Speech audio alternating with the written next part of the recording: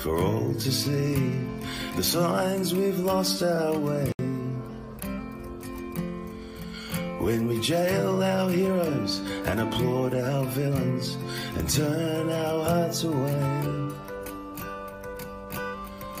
Like a silent choir, too scared to sing the anthem of a braver day. The ballad of Dr. Bruce Paix.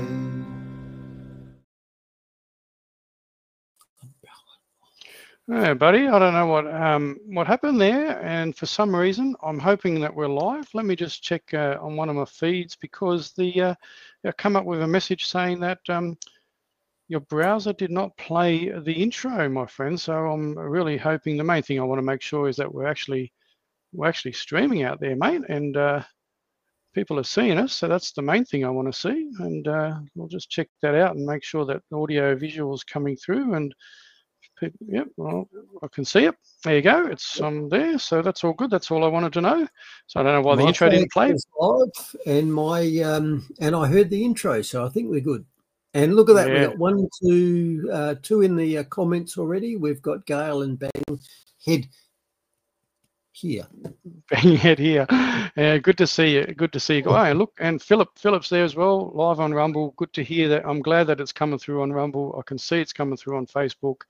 Not 100% sure on X, but not getting a lot on X anyway. It is what it is. So here we are, brother. It's another week's worth of stuff collated to the public by Bruce, and much to people's dismay. Yes, I've still got I've got an intro, but I'm only focusing on one thing in this intro. There's not multiple things being covered, so hopefully we'll get to the quality content, Bruce's content, very shortly. But as I say, this is an opportunity for people to jump on the podcast, see where that we kick off a bit earlier just because of time constraints. So there you go, Bruce. That's my argument. That's why I'm going to continue to do it, much to your sufferance. I'm going to continue. If I may, Mark, as you may or may not know, in the past, back in the days when I had sort of toys and hobbies, one of the things I did was race rally cars on both tarmac and dirt. And I had a couple of escort rally cars, and I used to drive them because, as you can probably guess, I don't trust nobody to do nothing. So I was the driver, but you always had a navigator, and the navigator sat to your left. And the navigator's job was to tell you what was coming up, to tell you, okay, 300 meters, crest left, flat over crest, 4 right, brake, don't cut, etc., etc. And to be honest, I never paid a huge amount of attention to what the navigator was. So it was like this noise track that was running whilst you were doing the real job, which was driving. See where you're going. But I actually had a huge sort of what we call a half halt. If you ride horses, that a half halt is when you grab the reins, you go, listen. If the horse is sort of running on and being a bit headstrong. And we did one stage in the Adelaide Hills, which was a twisty, tight tree-lined stage with lots of crests and dirt and so forth. And sort of, you're sitting at the start line and they count you down. So it's 10, 9, 8. When you get to 0, off you go. And we're sort of counting down, and my navigator's sort of shuffling through his notes, and he's getting ready. And he sort of goes, 5, 4, and he says, I can't find any notes. And I said to him, it's all right, I'll just drive it. Because, every now and then your navigator goes off the notes, and so the driver just drives according to what they see. But, he counted down, and we started, and he hasn't found his notes. So I drove the whole stage without the navigator going, 4 left, 200 straight, don't cut, 7 right, 7, whatever. I drove the whole stage without any input from the navigator because he didn't have anything, couldn't find his notes. And I've never felt more naked in my life. Literally, it felt like I was driving nude. Because normally, I mean, you think you can see the road and see where it's going, but in a rally, you've got a lot of corners where you go over a crest or around a corner. It's on dirt, remember? So the grip levels are not as good as tarmac. It's like I had no idea what was coming up, and I just drove it. And we got to the end, and we looked at each other and we went, I didn't have any notes. And I said, I know, I've never seen that stage before. Because prior to a rally, you drive all the stages and you make notes so your navigator can count you through it. And we both worked out somehow when we were doing our pace noting, we'd completely missed this stage. So neither in the idea of what was, and that showed me that, you know, yeah, your silent partner actually is important. Mark, and I'm happy to have you aboard. only for the technical stuff, but you can pass on. But anyway, well, let's get this show on the road so I don't make it too long, so I don't burn into your time too long, and we'll see what it brings up and see who we can upset today. What do you reckon? On the road, but with notes. On the road, but with notes. I've actually got you know, a little bit prepped. I don't just get a lot of time to prep just because of the way things are with me and you know, stuff. And so, you know, we just wing it half the time. But anyway, I know that you bring notes and you're very well prepared. I finished this off this morning, so I just collect stories all week, and then on the Monday morning I sort of collate them all together and write myself some little comments and stuff. So yeah, that's where we're at. Let's do this then.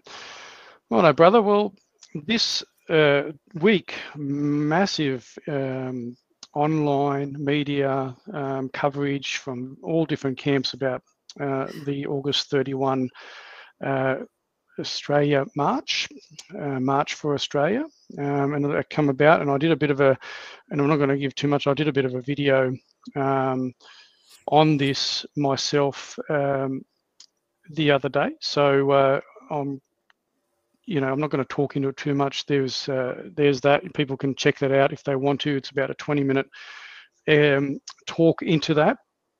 But I did want to cover a couple of things and cover a couple of points and just reiterate some points that I made and talk into the whole issue, which seemed to have come around from the whole migration influx into Australia, which has been happening over a long time. It's not something that's come up overnight.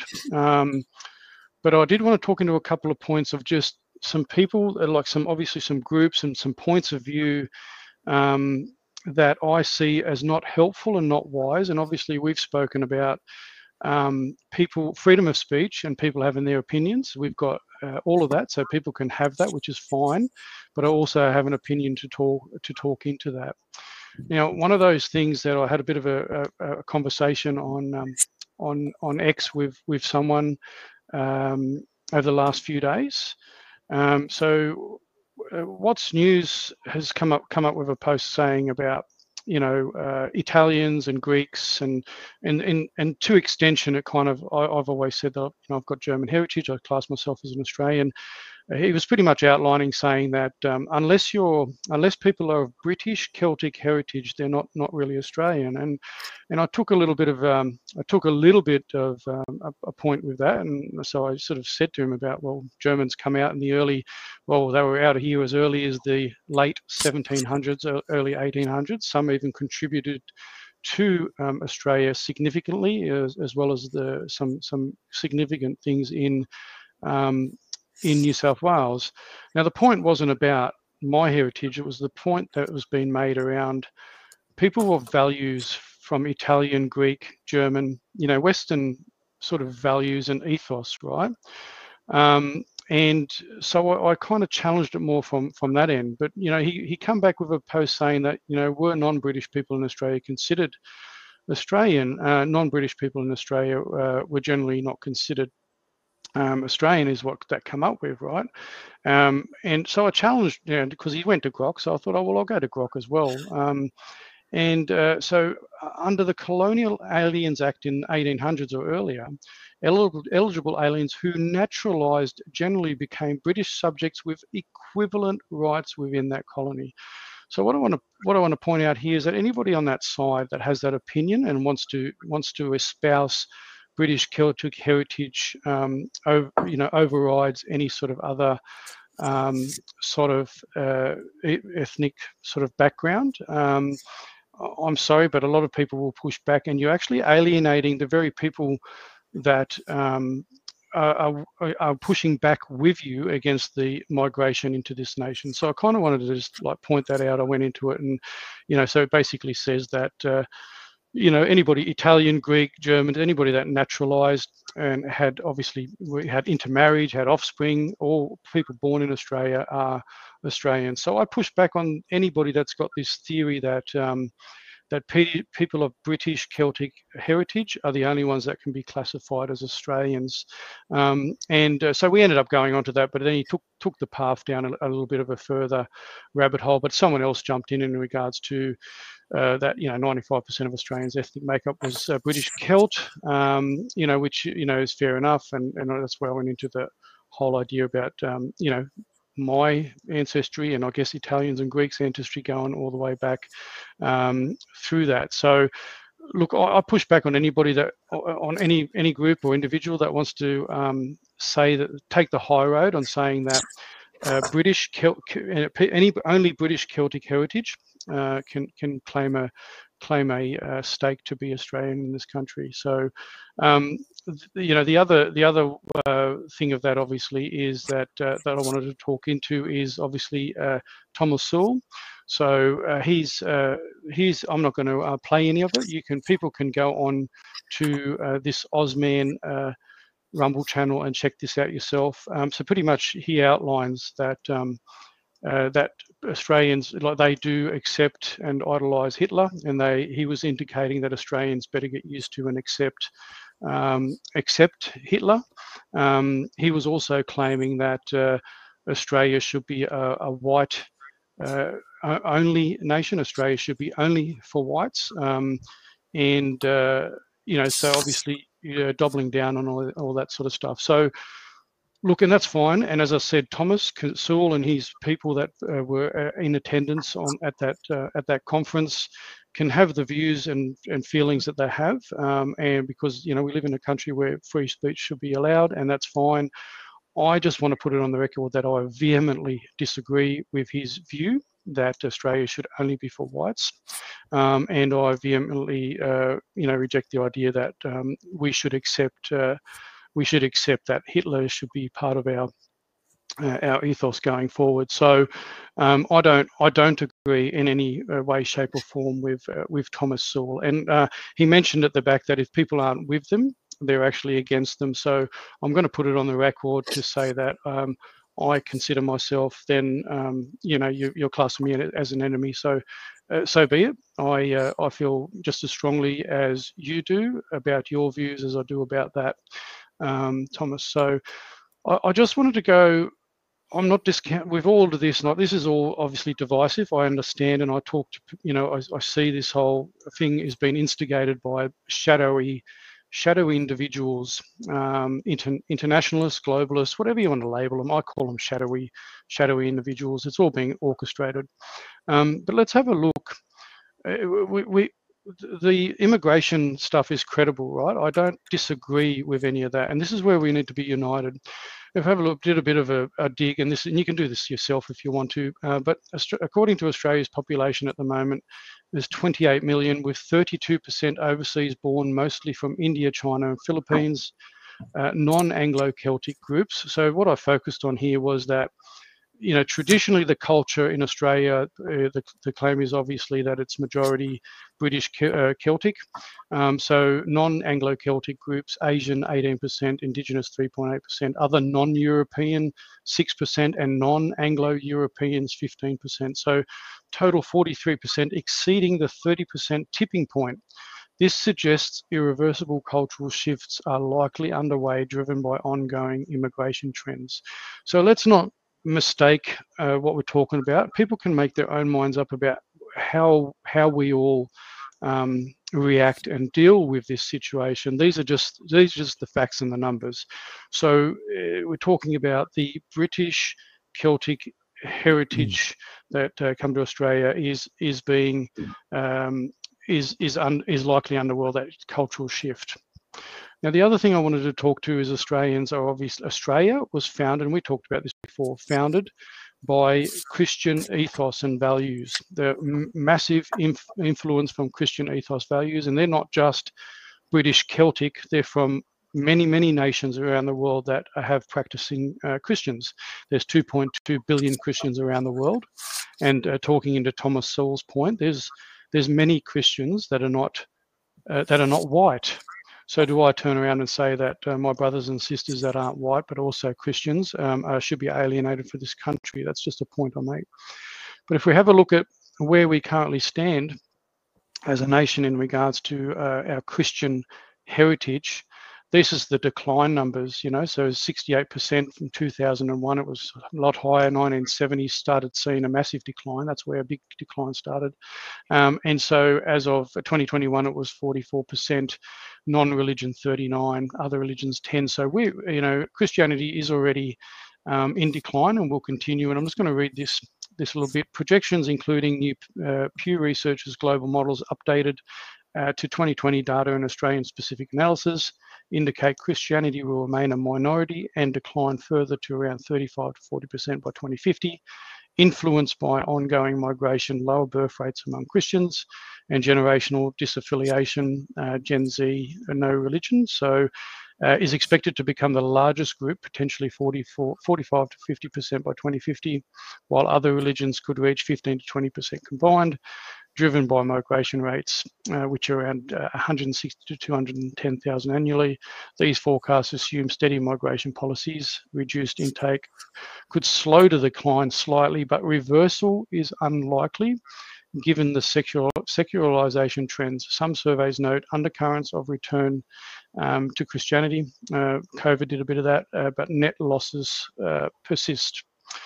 So what I wanted to talk into there, Bruce, is that clearly Australia was founded. We can all agree that, you know, British Celtic heritage, yes. With that divisive talk, you're alienating a lot of other people that share the values and ethos of the British Celtic Christian heritage, and have adopted that going forward in this nation. And by allowing people to have that kind of rhetoric and not pushing back on them, you're allowing that division to continue.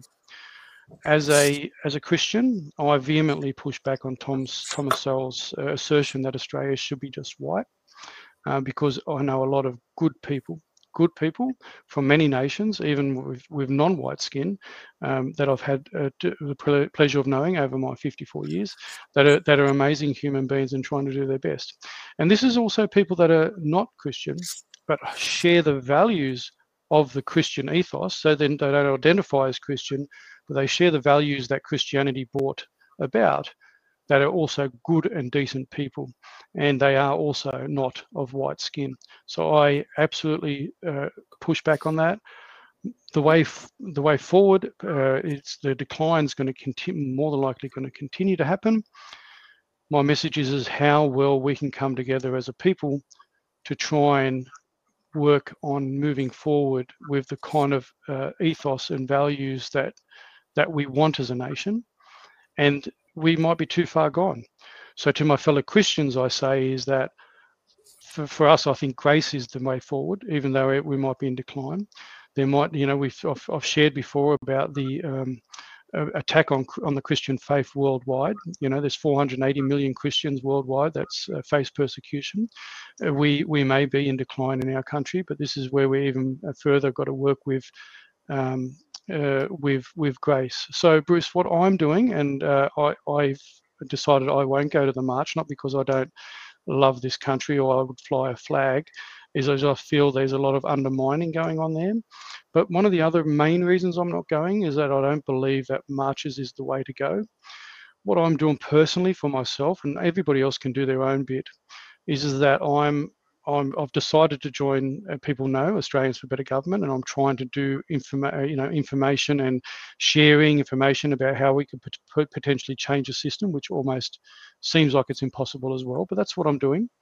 But I'm also working with a group of people in my own council area to put together presentations for town hall meetings for our local residents and neighbours, to educate them about some of the things that we're experiencing in the world. And that's a one-person, face-to-face discussion at a time.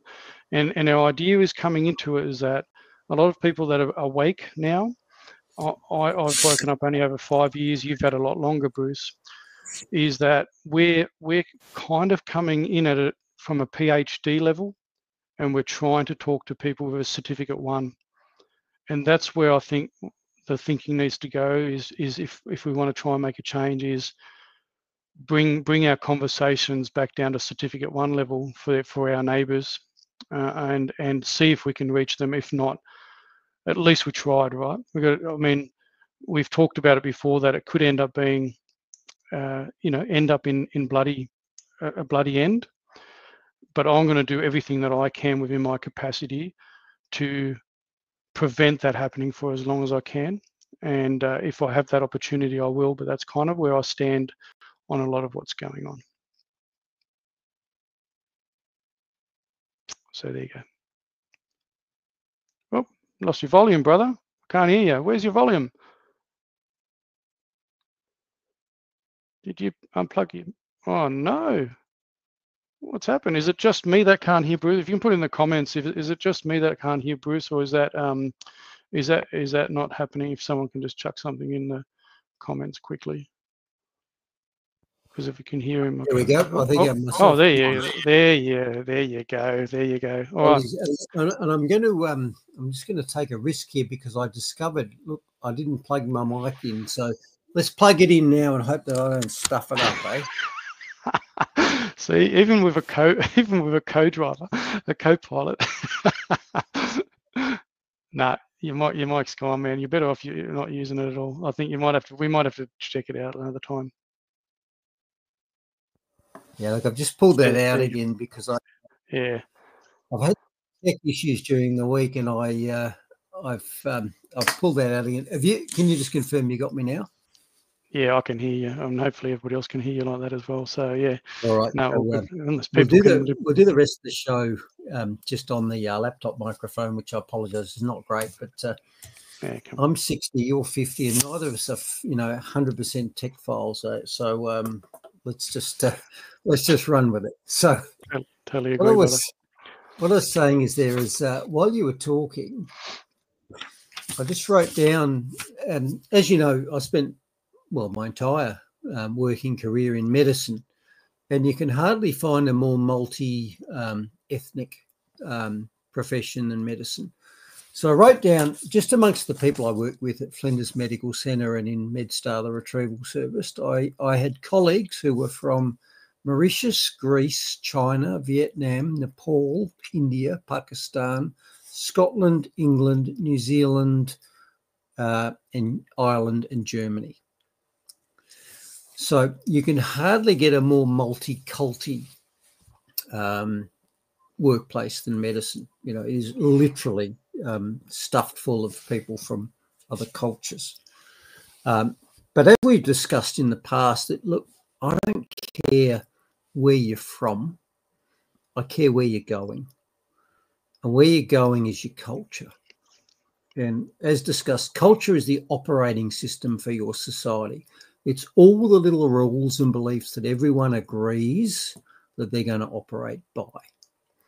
So, ethnic origin is irrelevant to me. I've had Vietnamese origin colleagues whose parents literally arrived in Australia by boat from South Vietnam, who sounded Aussie, worked with me, and were indistinguishable from people like me who came from English, German, Irish stock, etc., etc., etc. So, I don't know how many times we have to say it. This is not about origin. This is about culture. It's about where you are now. It's about what you believe and how you want to fit together. So it's a culture thing, not an ethnicity thing. So I disagree with Thomas Sewell regarding, Australia must be white. Having said that, he references Hitler many times, and one of Hitler's key things was racial purity. Now, I think he was wrong about racial purity, but I think he was right about cultural purity.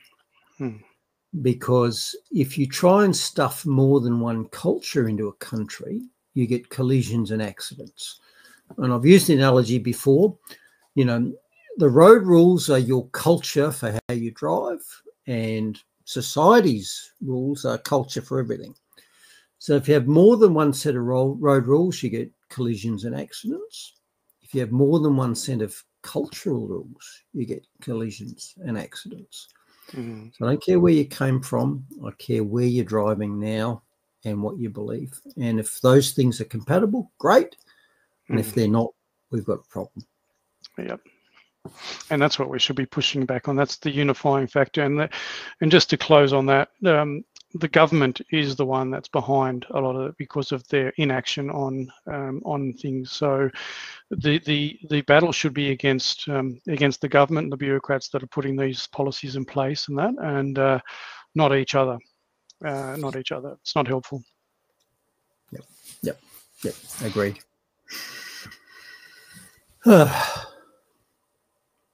There you go. Great analogy, Dr. Bruce. Valerie. Thanks, Valerie. That'll be my favourite comment for the show so far. It.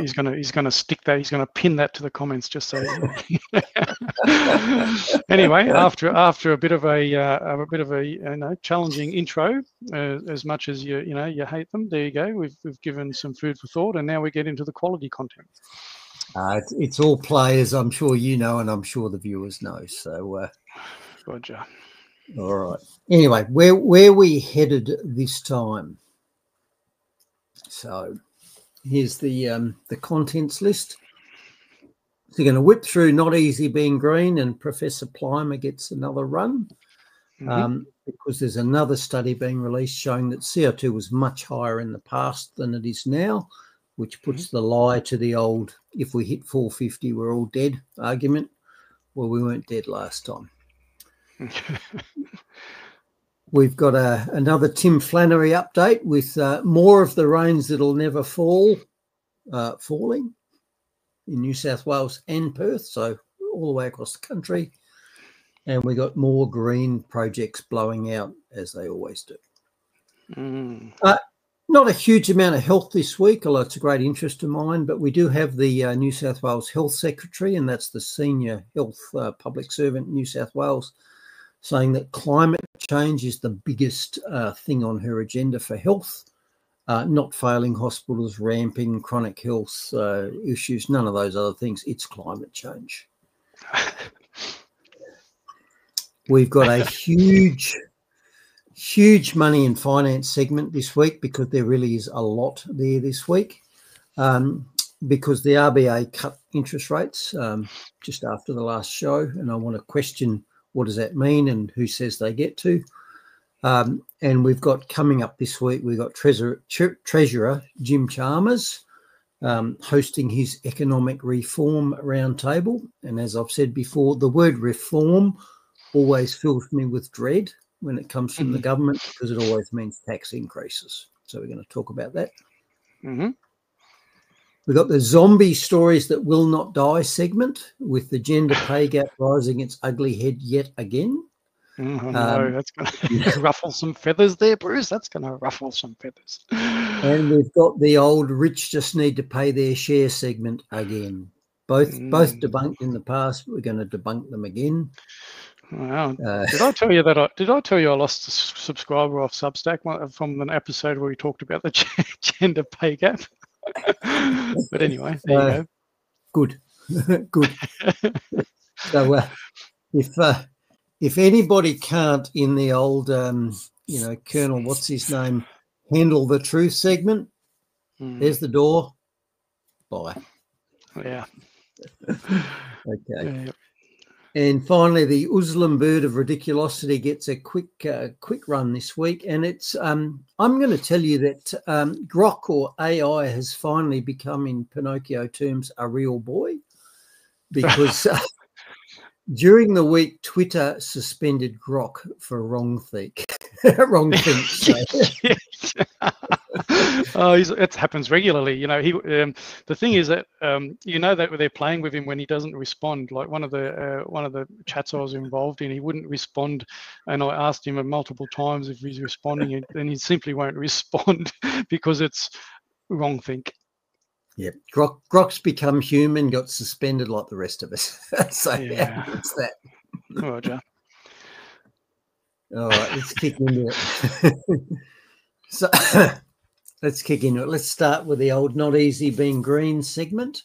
And yet another scientific study has come out that says that CO2 was much higher in the dinosaur era than it is now. And you'd be aware that the doomies are regularly telling us that if CO2 levels in the atmosphere hit, I think 450 parts per minute per million is there, you know, do not cross, we're all dead at this point, line in the sand. But this story came out during the week that said actually it's been much higher in the past. It's been 1,200 parts per million back in the dinosaur era. Which, of course, is 3 times what it is now, which sort of puts a lie to the old, you know, if we cross into the 450s, we're all dead thing, because, like I say, we weren't dead last time. Yeah.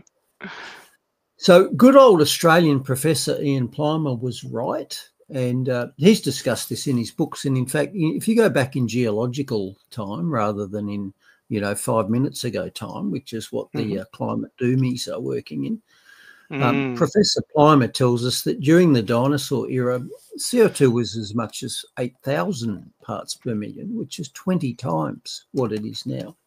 And the plants loved it because CO2 is plant food, obviously.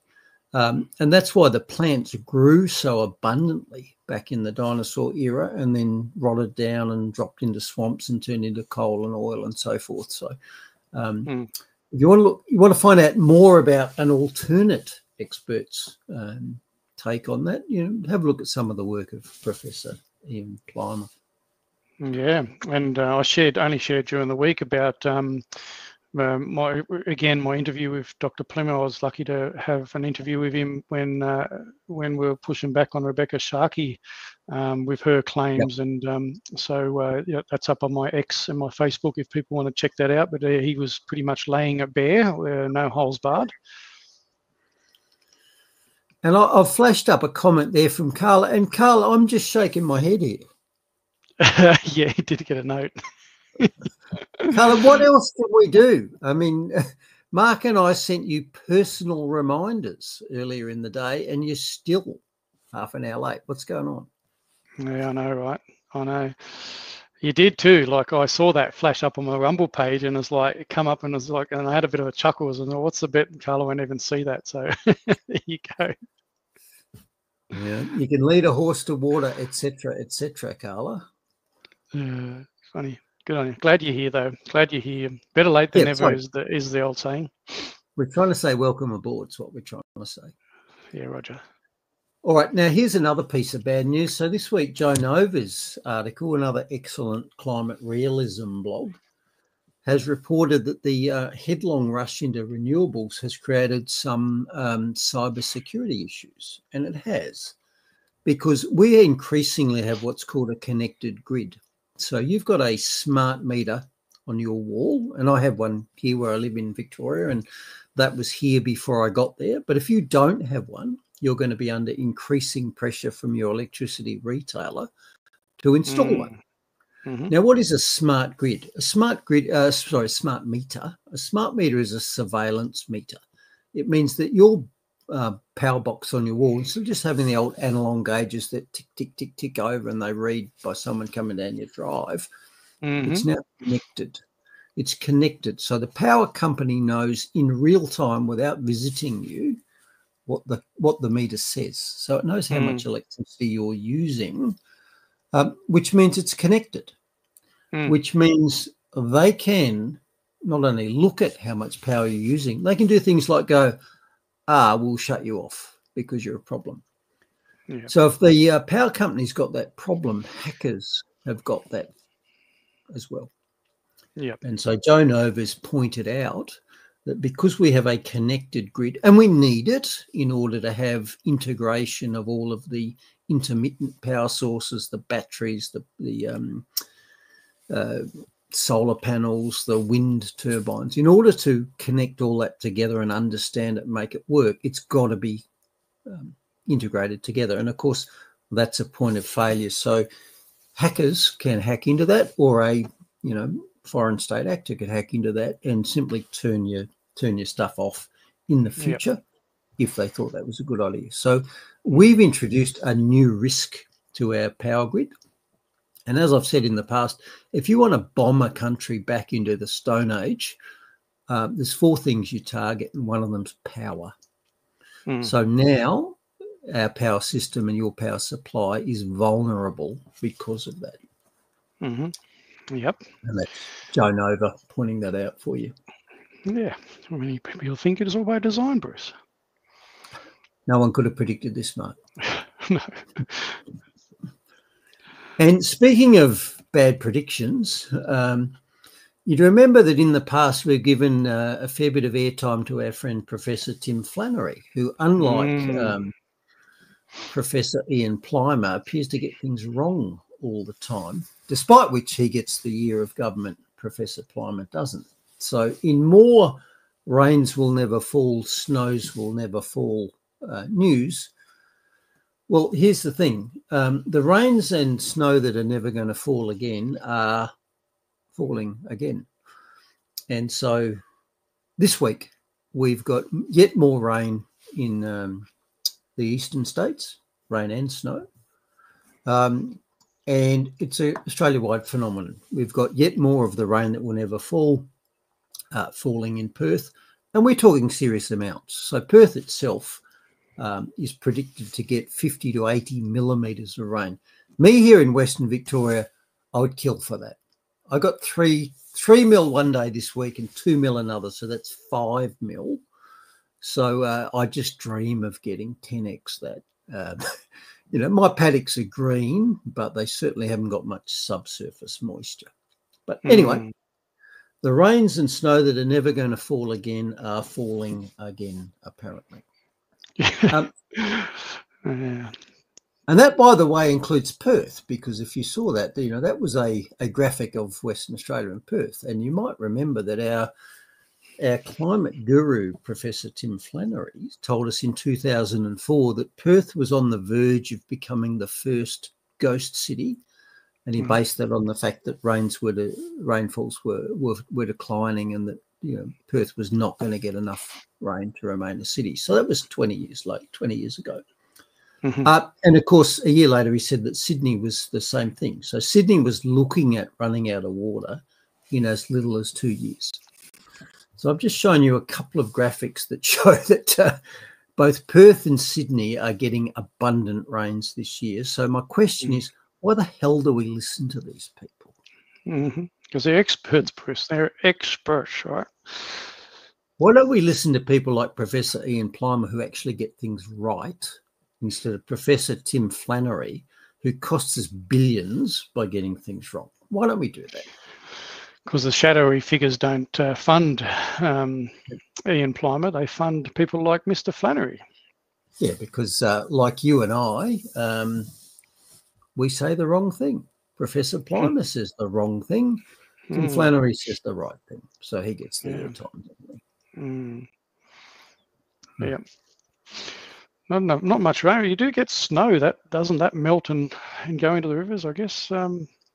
Gail, I don't know how that works there for Tassie. How all that sort of system works, and where the snow melts and it comes off the mountain range there. I don't know. Been a lot of rain and snow in Tassie recently, because a mate of mine lives in Tassie, and he's sent me pictures of that.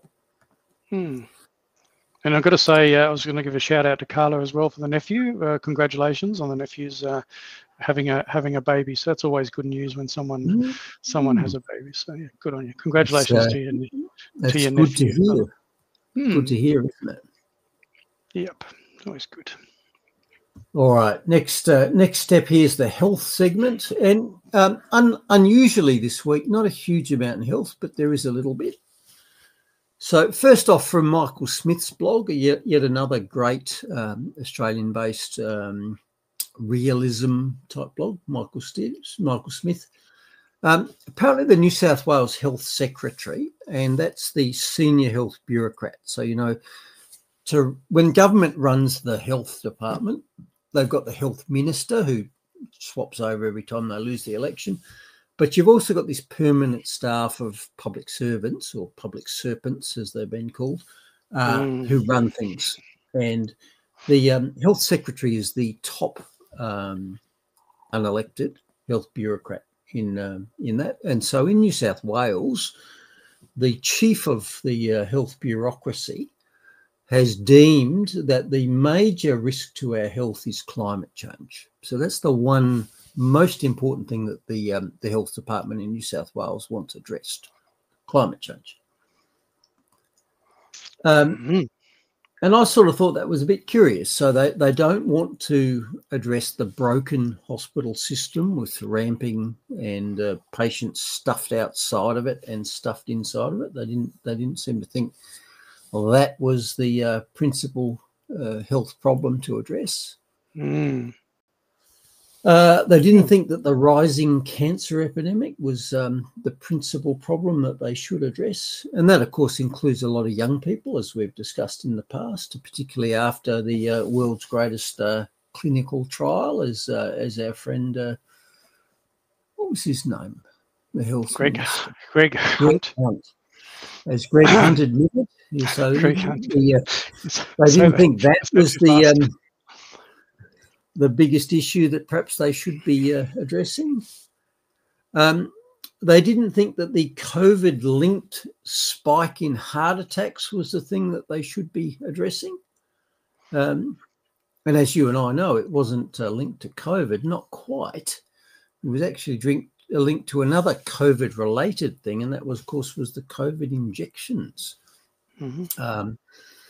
Such as yet another paper has shown. So this one was released just recently, August 7, 2025, and it said that life-threatening cardiac conditions, myocarditis and pericarditis, were in large due to the vaccines, not due to COVID itself. So the top bureaucrat in New South Wales didn't seem to think that was something that they might want to look into. But no, it's climate change. We've got to look into climate change. That's the thing that we should be focusing on.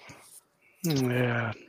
Oh, of course they would say that, but you know, this is what happens when you get inept people running departments and ministers, and they're selected from a very small pool of politicians. And here's a little bit of a plug for Australians for Better Government. We're actually proposing that you hire outside of that pool and get the Governor General to hire qualified people from the talent pool in Australia. But anyway, that's for people to check out, Australians for Better Government.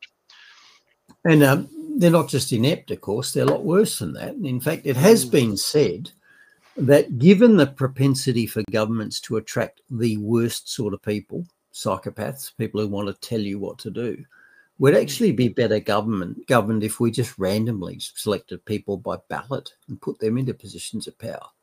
Because that way we'd get a random distribution of people rather than a psychopathic distribution. Maybe that's. I mean, you and I differ a little in that. I don't think government can be reformed. I think it's got to be reduced. I think the only way to stop government damage is to make government smaller. I don't think there's any hope for getting the right people in government, because by definition they're not interested. I'm not interested in governing you. I just want to be left alone. I want to leave you alone. That's the key thing. That's the key thing, exactly right, is people just want to be left alone. That's just not the way it's geared, though, because people these days, and we've talked about it before, they want to be governed. They want people to make decisions for them in their life. They don't want to think for themselves. Yep. I think I read somewhere that there's two main groups in politics. There's the people who just want to be left alone, and there's people who just won't leave them alone. And unfortunately, the people who just won't leave them alone always get into power, don't they? Yeah, that's right. Exactly. What is that? What is that? That's just an uninterested populace is what that problem is. Yep. Now, kicking on into the health sphere, I was just interested by this story during the week. And I've often said that all cancers, in my opinion, represent an immune failure. Because I believe your body, which has, I don't know how many trillions, pick a number, of cells in it, which are dividing and replicating and so forth all the time, I think it's inevitable that your body throws up cancer cells every day. And I think one of the jobs of your immune system is to detect them and kill them. And that cancers only happen when it fails to do that. That's my belief. So I think cancer is an immune failure. And this story, with a really interesting scan there, tells the story of a relatively young, relatively healthy woman who had a melanoma on her arm, which was successfully cut out. And they said, it's all cool. We've got it. And then a short time later, she developed melanomas throughout her body, hundreds, if not thousands of them. And so that body scan there, every black dot there is a melanoma hotspot, which is spread from the single melanoma that appeared in her arm.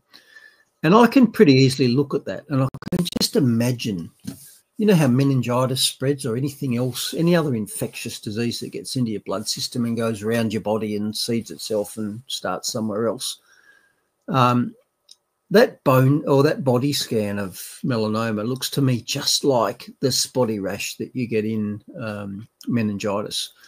So I think that sort of reinforces for me the idea that just as infections can spread around your body if your immune system fails, cancers can spread around your body if your immune system fails as well. So I thought that was a beautiful illustration of sort of an insight that I had a while ago. So, you don't get cancer because you get one cancer cell. You don't get infection because you get one bacteria. You get cancer or infection because your immune system fails in its job, which is to kill it. And there it is. It means there's something attacking or destroying the immune system, or it's not, whatever it is. Yep. Yeah, for some reason. And look, we know historically that, there's a certain proportion of young teenagers who suddenly get meningitis and get very sick or die. And in that case, I think they've got some chink in their immune armor that means, okay, it just slipped through the cracks. And, of course, same with things that suppress your immunity. So all of the things that we know in the modern world that damage your immune system, so inflammatory foods, obesity, vaccines, they're all things that contribute as well. And so just as the solution to COVID was not, oh, my God, don't even get exposed to one COVID bug, the solution was, I don't care about the exposure. I'll just, my immune system, I'll keep it fit and healthy and fighting fit, and I'll deal with it. Hence vitamin D, hence, good health, etc., etc. Yeah, exactly right. So where's the $1 billion messaging campaigns on that, and encouraging people to live healthy, be healthy, all this sort of stuff? It's not there. It's all about sickness, increasing the staff and capacity of hospitals. It's all about preparing for ongoing health. People being unhealthy. So you can never catch up. Doesn't work. No. And I thought you might like, before you move on, I thought you might like this comment from Jason. He says, as you know, Bruce, a governor on an engine is a restriction. Talking about the government. Yes, there you go. Yes. Well, yeah, that's true. I'm not sure where Jason's going there because, of course, if you take away the governor on an engine, it over revs until it explodes. so maybe that little bit impetus. So maybe that fine balance then is you need that just that balance of. Well, it might be a libertarian comment because in a libertarian world, if I make a decision and it's a bad decision, then the consequences sheet back to me and I'll learn from it. So if I over rev my engine and blow it up, then hopefully I'll learn from it. Hopefully I'll learn from it. Hopefully you live to learn from it. Whereas if I have a government not allowing me to have that ever happen, then one day it does and the engine blows up. Yeah. Yeah, well, Jason doesn't care by the look of it. Yes, that's right. Yes. Now, he likes webbing. Jason, look, I think Jason's right in a sense because, as discussed earlier, one of my follies when I was sort of a rich but respected member of society is I used to race classic rally cars. And I long ago worked out it didn't matter how fast you went. What it mattered was how much noise you made. And how much noise you made depending on how many revs you pulled out of your engine. And I had probably one of the highest revving Ford Pinto engines in Australia, which was redlined at 8,200 RPM. Now, I only won rallies when everyone else who was faster than me broke, but I made more glorious noise than a lot of the winners, I can tell you that. Sometimes it's all about the noise, Bruce. It's all about the noise. All about the noise, isn't it? Yeah. All righties. So let's shift on into the money and finance segment. So I've got some updates for other forms of money. And as we've discussed in the past, the Australian dollar is just a currency and its value can be judged against other currencies, such as gold. And the Aussie dollar did well this week, rising 2.5% against gold, but that's only a week. Silver was roughly flat. And Bitcoin was up 2% against the Aussie dollar to 180,000, having got to 188,000 during the week.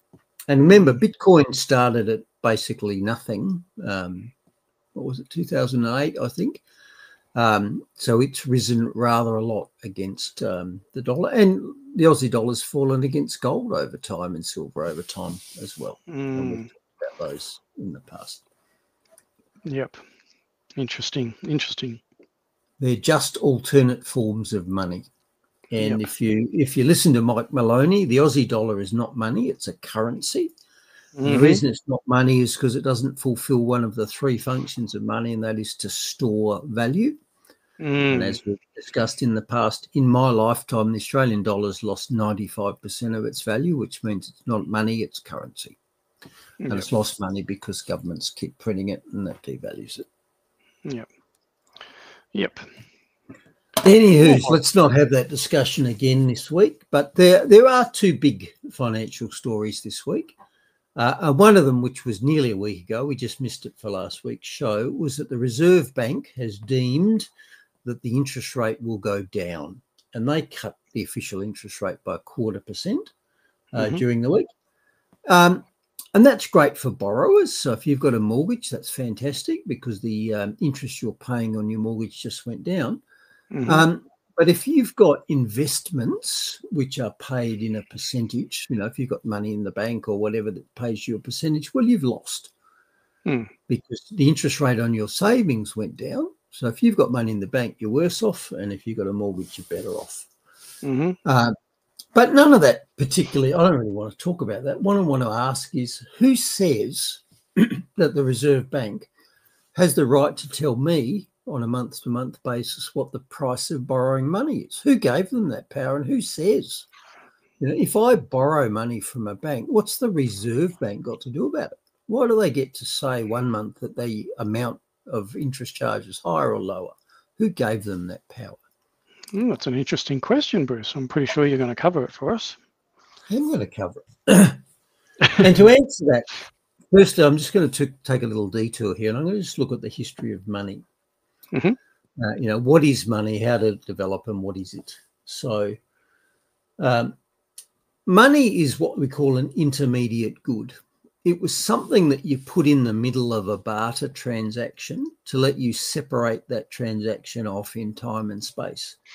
Because before money was invented, you had what's called the coincidence of wants problem with barter. So if I've got 3 chickens and I want a goat, in order to get that goat, I've got to be in the same place at the same time as someone else who's got a goat and wants 3 chickens. So I've got to have reciprocal wants in place at the same time in the same place. And that's not particularly likely. So that was a huge problem with barter. It made it incredibly inefficient. So money was invented as an intermediate good, something you could put in the middle. So the person with 3 chickens could swap them for money at one point in space and time. And the person with the goat could swap that for money somewhere else. And then that transaction could be separated because the money could be swapped somewhere else at another time. So money was an intermediate good to put in the middle of a barter transaction to store the value in time and space. And over time, many things were trialled as, what can we use as this intermediate good called money? And all sorts of things were tried, wheat, salt, shiny, large rocks, think Easter Island, diamonds, you name it. There all sorts of things were tried. And the free market, having experimented with lots of things, decided that the best thing that would fulfill that function was gold and silver. So the free market invented gold and silver as the intermediate good called money that let you make your barter transactions more efficient. That's and when why you think about called his channel Gold and Silver, wasn't it? His YouTube channel, his platform, Maloney was, it's called Gold and Silver, isn't it? Yeah, goldsilver.com, I think. And highly recommend his Hidden Secrets of Money, I think it was called, YouTube. It was, 9-part series. I think we shared it. I did a bit of a Substack on that once, him and others that were talking into it. Yeah, it's good. Fantastic. If you have not seen it, log off now and go and look at Mike Maloney's Hidden Secrets of Money thing. You get far more value out of that than you will out of us in the next hour or so. But anyway, if you choose to, you can hang around and just write down, For those of you who are left, those few of you who I didn't just flip off. One or two. If you think about it, what is money? Money is stored work, or you can call it stored energy. So if you understand that money is stored work, then you understand that gold and silver self-regulate. Because when money was gold and silver, you had to put work into digging them up. So if you wanted to make money, you had to get your shovel out and dig up gold or silver. And that took a lot of work. And because it took work, it self-regulated. So if too many people went out prospecting, panning, digging for gold or silver, and they found too much, then the supply went up, which meant the value went down, which meant some of those people went, it's not worth doing anymore. I'll go, I've got a shovel. I'll go and do something else with it. I'll dig ditches, I'll dig foundations, I'll dig copper, whatever. So when money was a real thing that took work or energy to produce, then it self-regulated. So you didn't have to have some sort of central authority that controlled it. And when money was self-regulating, because it was a proof of work system, for centuries, the value of money regulated itself with very minimal changes. So if you have a look here, during the medieval period, over more than 100 years, the inflation rate was 1%. Now, that means that your money lost value at 1% a year for a century. Now, following that, we had the Renaissance, and we had another best part of 200 years where the inflation rate was actually minus 0.3%. So again, your money virtually held its value there for 3 centuries. Then we had plus 1.5 during the next era from the 1600s. We had minus 0.6 for another 100 years during the Enlightenment. We had plus 1.5 in the 1800s. We had minus 0.7 in the Victorian era. So over, what is that? So 1800, 1200, over 600 years, the price of money, the inflation virtually was steady for 600 years, 6 centuries. But something changed in the modern era. So something changed in our lifetime in the 20th century. because we all know that inflation rates of minus we've never heard of, and even plus 1%, you wouldn't hear of that, you know. So we're more used to inflation rates of 10% some years, 5% other years. So something changed in the last century which took away that self-regulating monetary stability. And what was it? Well, it was the severance of the work function for money. So prior to that, if you wanted money, you had to work for it. You had to embed energy in it to dig it up. And in 1971, that all ended, although there were some cracks in the system beforehand, but let's not discuss them for clarity. But in 1971, Richard Nixon basically took the US dollar off what's called the gold standard. So instead of money being gold up until 1971, after 1971, money became paper. And because of Bretton Woods in 1944, every other currency in the world was linked to the US currency, which meant pretty much the entire world ran on a gold equals money standard. But in 1971, Nixon took the world off the gold standard by taking the US off the gold standard. So he said at that point that all of a sudden, temporarily, I might add, that he was severing the link between the dollar and gold. Okay, so why did he do that after 600 years of price stability? Why did he suddenly decide to do that in 1971? Well, he did it because he wanted to be able to print money rather than work for money. His government wanted to print money. Prior to that, you know, if you wanted money, you had to have gold, you had to dig it up. You couldn't print gold. But after 1971, if the government wanted money, they could just print it. And in fact, anyone could print money, except it was illegal for anyone except the government. It's called counterfeiting. So let's just say that the government was the only one who was allowed to print money. Counterfeit. And of course, the governments have been happily, merrily doing that ever since. So for the last 50 odd years, they've been printing money. Now, as a result of that, because there's no work related, they could overprint. They could increase the money supply much faster than was necessary for stability, which is what they did. And that happened across the world. And I've arrowed there in what happened in 1971 compared to what had happened for the, 2.5 centuries previously.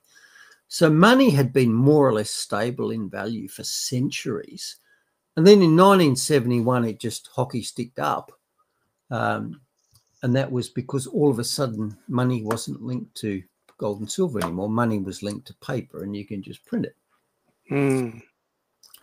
So in effect, what happened is governments took over the money supply instead of the free market taking over the money supply. So prior to that, like I said, the free market regulated the supply of money because if too many people did it, then value fell and people stopped doing it. Now, once governments took over the supply of money and they could just print it at will rather than actually work for it, they had to have some sort of system for limiting overprinting. Now, we know how well that's worked because they have overprinted it.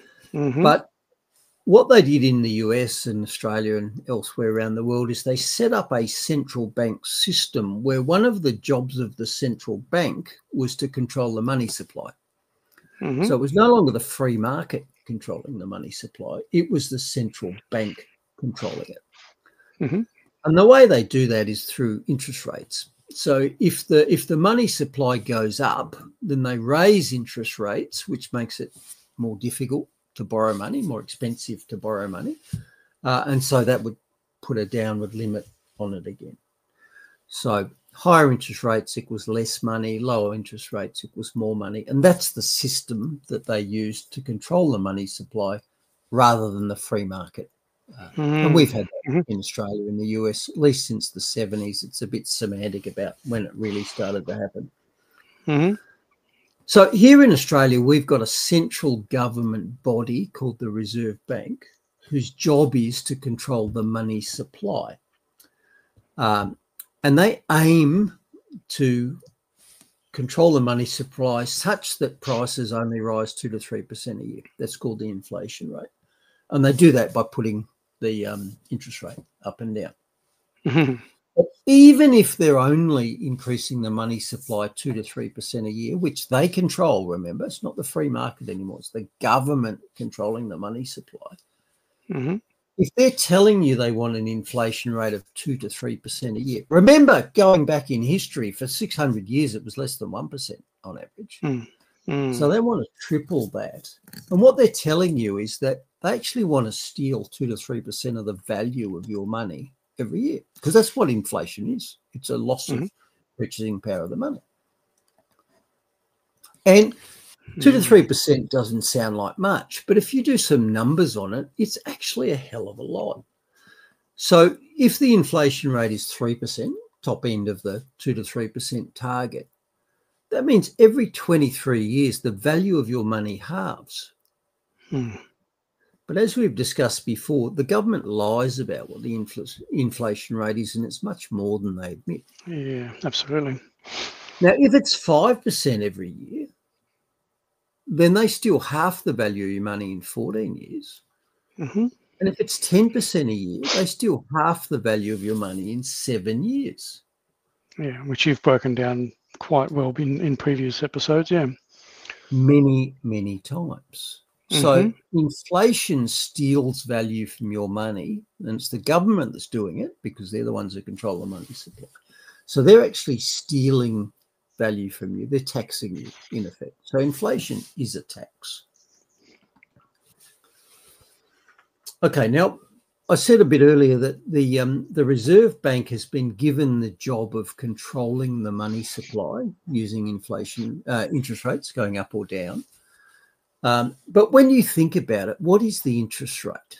The interest rate is actually the rental price of money. So the Reserve Bank is actually setting prices. It's setting the rental price of money. Now, in any other industry, if you set a price, if you fix a price fixing, that's illegal because it harms consumers, and we actually have an ACCC to stop that. Nevertheless, because governments now control the money supply, governments via the Reserve Bank also control the rental price of money. And that's why we sort of breathlessly wait every month or two and see what the new rental price of money is deemed to be by the Reserve Bank.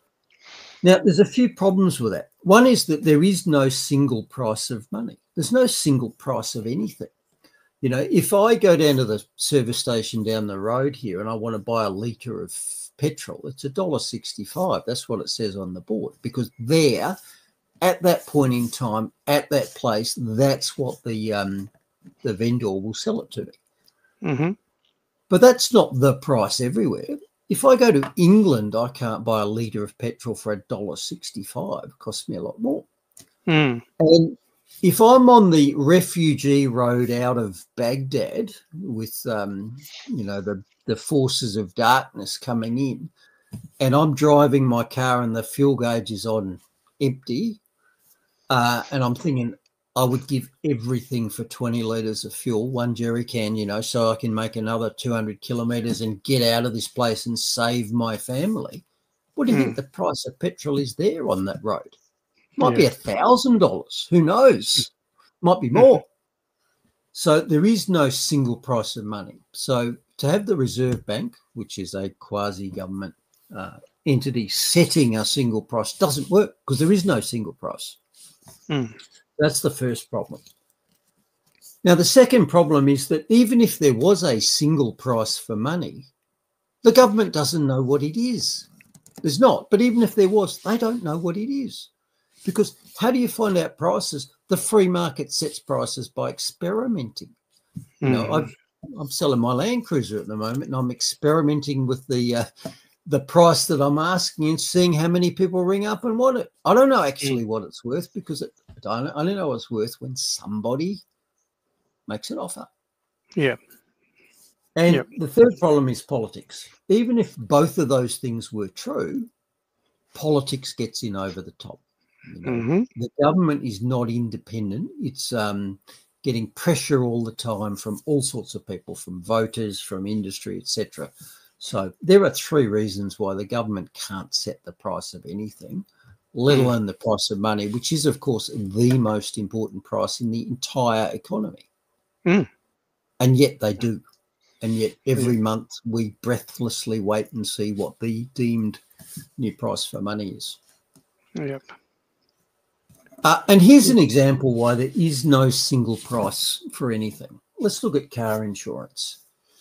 So when I buy car insurance, I'm selling my risk to the insurance company. They're buying it for me for a certain price, and the price they're buying it from has got to be, they've got to have a profit margin. So if they say, look, we calculate that the risk of you losing your car in a given year is $1,000, they're probably going to charge me $1,200, so they make a profit.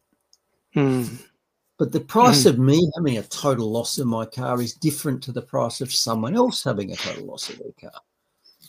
You know, is the insurance quote for a alcoholic who's already crashed their car 3 times and has no license, is that the same as me who's got an excellent driving record and hasn't written a car off in decades? No, it's not. There are different prices. So that just it gives you an example of why there is no single price for anything. And yet, of course, when the Reserve Bank sets the interest rate, they are setting a single price. And when you think about it, if my business is renting money to people, call it a mortgage, then some people are better customers than others. You know, some people are more likely to burn their house down or default on their loans than others. So some people should be charged a different price to rent money, you call it borrowing, than others. There is no single price. And like I said, even if there was, the government doesn't know what it is. And even if they do know what it is, they don't care, because they only care what the voters and all the other, you know, agents who petition them about it have to say. Yeah, exactly right. The idea that the government can control the rental price of money is stupid. It's not possible. And this is the third point, which I've already made, which is, look, even if they did know what the price was and it was a single price, they don't care about that. They only care what the voters and all the interest groups say. Yeah, exactly right. And then on top of that, now they want to take more of your money, because I see a report, and I hope I'm not gazumping you, is that 2 economists have called on the government to consider taxing the family home ahead of the government's economic roundtable. And I'm going to mention the economic roundtable, but I won't give you a gazump strike there, because you haven't quite done. Good to hear. Good to hear. Yeah, I get a pass. I keep my job. I haven't actually conceded that you've still got your job, by the way. Okay, still in by a string. But just before you move on a bit, I just did want to just share this, and people can go and check this out. I did put a Substack together quite a while ago. I think I did flash it up, Global Financial Manipulation, and that actually does have a link to Mike Maloney's Money versus Currency. But I also shared quite a bit else in that for people if they want to check out other stuff that I've found, because I was doing research after talking to you, obviously, and gaining information and stuff. That there's a few links in there that people might find interesting. The Great Taking documentary as well, Century of Enslavement, Fiat Empire. Yep. So there's a bit in that. So if people want to suss that out, you just go to my Substack and into the search field, just punch in global financial manipulation, and you'll get all those links. But look, if you don't want to do that, obviously, just jump straight onto YouTube and look for Mike Maloney. So there's obviously no requirement to go to my Substack, but there's just some links on there. Yep. If you didn't already jump out and go to Mike Maloney's Hidden Secrets of Money earlier, you should do it now. I'll wait for you. That's it. Till midnight. So part of that rant is what I was saying there, is that when the Reserve Bank, which is a quasi-government institution, and I say that because whilst they are so-called independent, they have a set of parameters they work to which are set by government, so they're not independent. So every month or bi-monthly, whatever it is, the Reserve Bank tells us what the rental price of money is. In other words, price fixing. Mm. And for any other industry, price fixing is illegal. You know, Hungry Jack's and McDonald's and Subway can't all get together and say, hey, next month we're going to set the price of burgers and we'll jack it up 20% so we make more profit. That's illegal because that's called price fixing, and it's illegal because it harms consumers. And yet the government, via the Reserve Bank, price fixes the price of money, and the ACCC doesn't care. Mm. The single most important price in the economy is fixed by the government, and that hurts us. Yeah. Yeah. All right. Now, as discussed multiple times, one of the jobs of the Reserve Bank is to maintain price stability. Yeah, good luck with that. In other words, to limit inflation. But they lie about inflation anyway. The government lies through their teeth about what the real inflation rate is. And the way you work out the real inflation rate is you look what real prices do over time. And rather than just asking, okay, what is the CPI, which is the government's official figure? Well, let's look at other measures of inflation. And there are multiple measures of real world inflation. So if you look at my gold index, that tells you that at least over a 20-year period, the real inflation rate's been 11%, because gold is another form of money. And the gold price has gone up compound 11% a year for more than 20 years. You can also look at my favourite pine lime splice index, and we've got it there. And as I've said, I remember as a kid in the early 70s, desperately scraping up 17 cents so I could buy a pine lime splice. And in that graphic, it was actually 10 cents. So that must be before 1973, which is my earliest memory. Nevertheless, 17 cents in the 70s up to $3.70 now, which is what it is. Guess what? If you plug those numbers into a compound interest calculator, that is a 10% interest rate over 52 years. There's that 10% number again. So I think the real inflation rate is 10%, not the 2 to 3% that governments admit. Yeah. You know, they cook the books. They're the biggest book cookers around. They want come after little fellas and people that are just trying to do their bit and earn a quid, and they cook in the books all the time. They're bloody corrupt mongrels with our money, mate. With our money. Also known as governments lie all the time about everything. Have I mentioned that in the past? I can't remember. Just a couple of times, mate. And we're not even talking about shrinkflation either now, are we? Am I gazumping you there? Because we've talked about shrinkflation before too, haven't we? That's not going to come up. And for those who don't know, shrinkflation is where items get smaller to hide the fact that the prices got higher.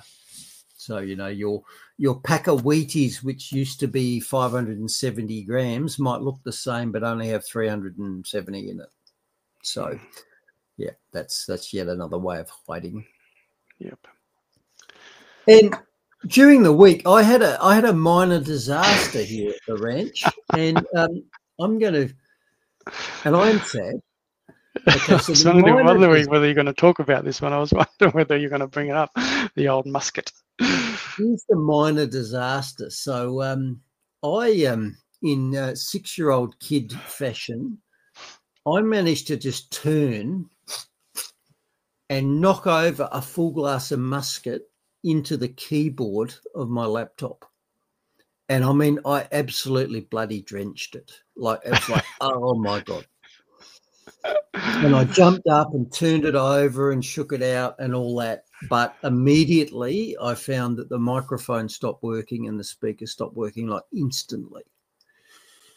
And I did a bit of the Googles, and I rang my son, who's an electronics engineer, and said, this is what's happened. And both the Googles and my son went, not good. So when I spilt musket into the keyboard, the musket ran down into the innards of the machine, and it shorted out some of the electronics, which killed the microphone and the camera instantly. But the risk was that damage was going to get worse over time, because muscat has got sugar in it and it's got acid in it, and I'd already had some damage, and that was going to get worse. Was that you and the machine, mate? Was that you and the machine? Now, Did you have a couple of muskets before you drinking coffee? I had a couple after. Did you notice there's no muscat this time? But by next week, that'll have dropped away. So just get yourself a different glass, mate. One that isn't going to tip over so easily. Yeah, maybe a tumbler. Yeah, well, I mean, we live and learn, don't we, Mark? Yeah, we do live and learn, my brother. We do live and learn. So, anyway, so what's the upshot of this? Okay, so I killed my laptop.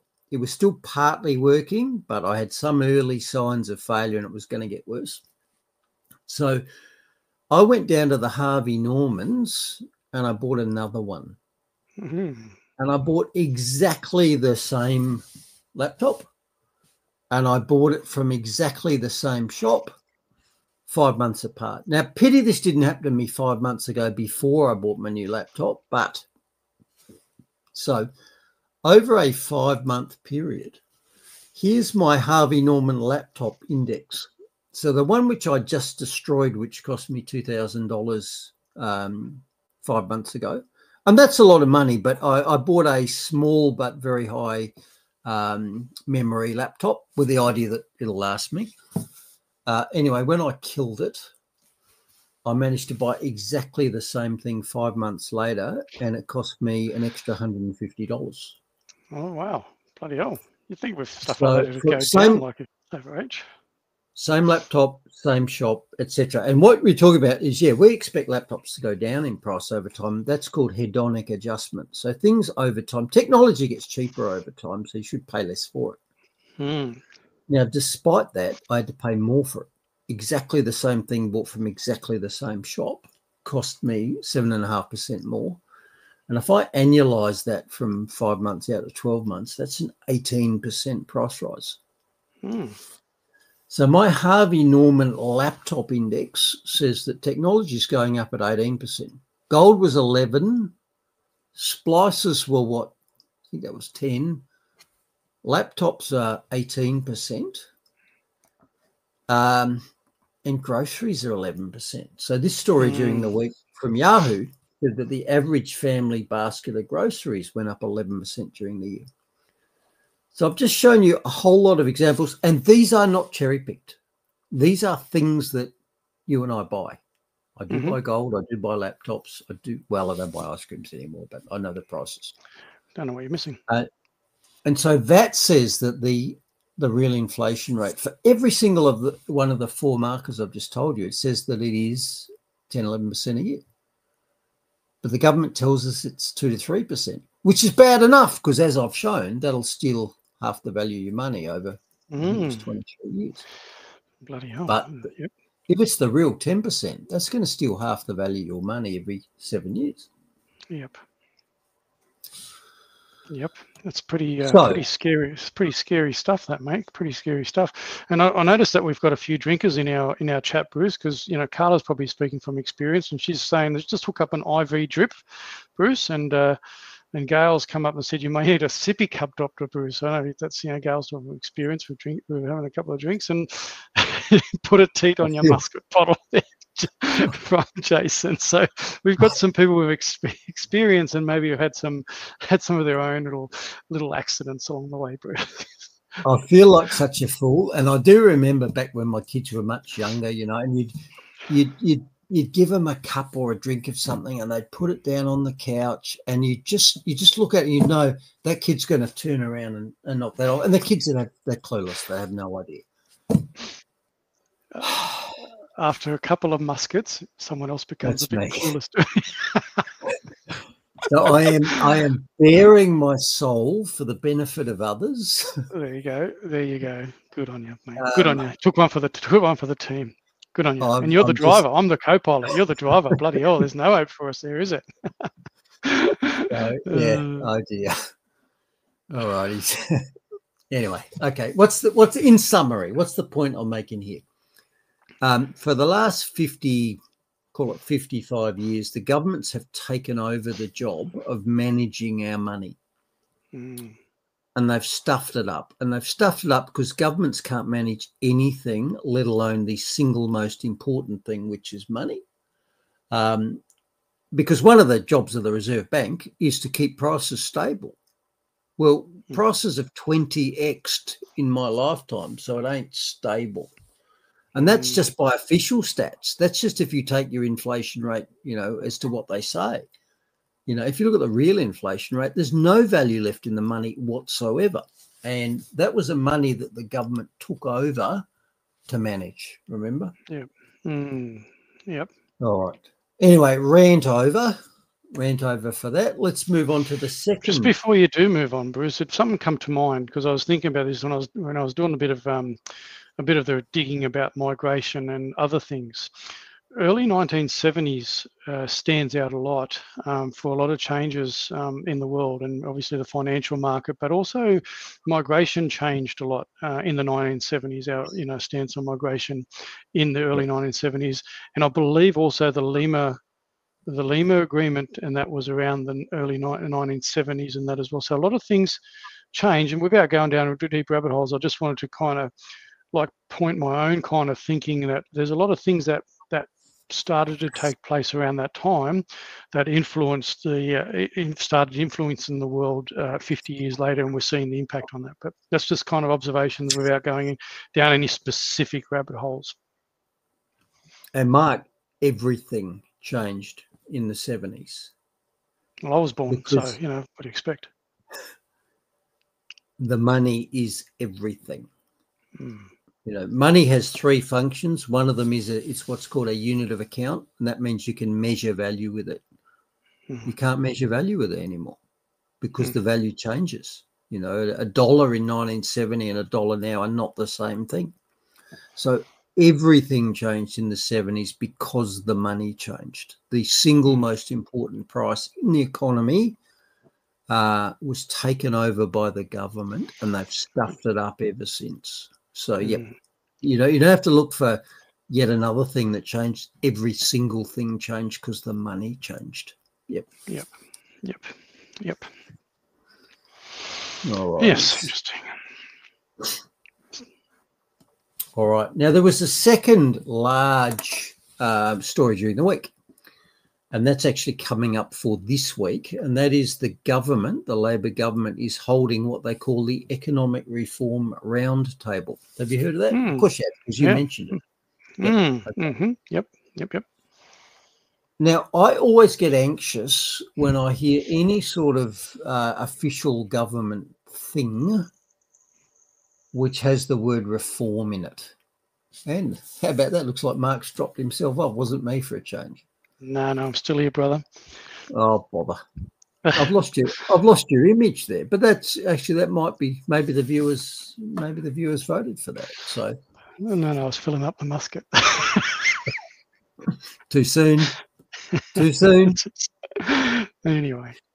Okay, so starting this week, the government's doing their economic reform roundtable, and I'm anxious because, as we know, the word reform has been co-opted by government. Whenever reform is used in any government sense, I have to roll out Bruce's iron law, and that is that reforms or tax reforms always equal tax increases. So I was anxious immediately when I saw that the government was going to have an economic reform roundtable because of that. Okay, so I did a bit of digging. So what is the Economic Reform Roundtable? Okay. Well, here's two of the main themes. So this is an invitation-only powwow between government, unions, business, industry, etc., etc., etc. And of the three main agenda items, two of them sort of took my eye. And one of them is that they want to make our economy more productive. And the other one is that they want to strengthen the budget. So they're the two things that sort of immediately took my eye. Okay. More productive. So let's start with productivity. So I went to the Googles and I said, okay, what does productivity mean in this setting? And basically what productivity is, it's how much stuff a worker can make for a given level of inputs, those inputs being basically time and resources. So if you want more productivity, you want to make more stuff for a given input of time and resources. Now, as you know, I take a long view of things and I'm interested in history. So I went this right back to first principles and just went through some numbers for interest. And a critical thing to understand about productivity, and therefore about increasing productivity, is that over the centuries, productivity gains have largely come due to mechanisation. So it's not that we've worked smarter, it's not that we've worked harder, it's that we've started driving machines. That's what's driven productivity. So let's put some numbers on that. So a manual worker, you and I, if we go out and dig ditches or, you know, hoe rows in our veggie patch, a typical manual worker's power output is about 75 watts. Now, if we work them for 8 hours a day, that's a total energy output of 0.6 kilowatt hours, which, by the way, is not much. You know, the old incandescent light bulb, a 75 watter, was a, you know, medium powered light globe. So the average worker, manual worker, can power that for 8 hours, and he goes home, clocks off. Now, a draft horse is about 10 times more than an average manual worker. So that's about 750 watts. And in fact, there are multiple definitions of what a horsepower is, including, believe it or not, a metric horsepower. But a horsepower is stated to be around 750 watts. So 10 times what a human worker does. And this is why, you know, in the olden days, we used draft animals to plough fields, not people. So if you work your horse for 8 hours a day, you're getting 6 kilowatt hours of work out of them. And if you instead cash both of those things in and buy a 75 kilowatt tractor and work that for 8 hours, you're getting 10 times more again. So what's that, 600 kilowatt hours? Yeah.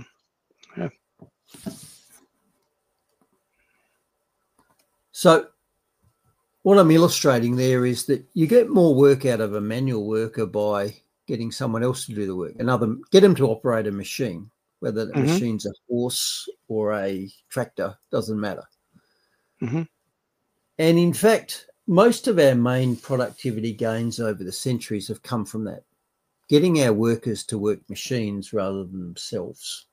And so let's look at some typical numbers. So I looked up what's the typical energy consumption of a typical house. And the figure I got was 20 kilowatt hours per day. And that rings true because my bills are typically around 11 or 12 kilowatt hours a day.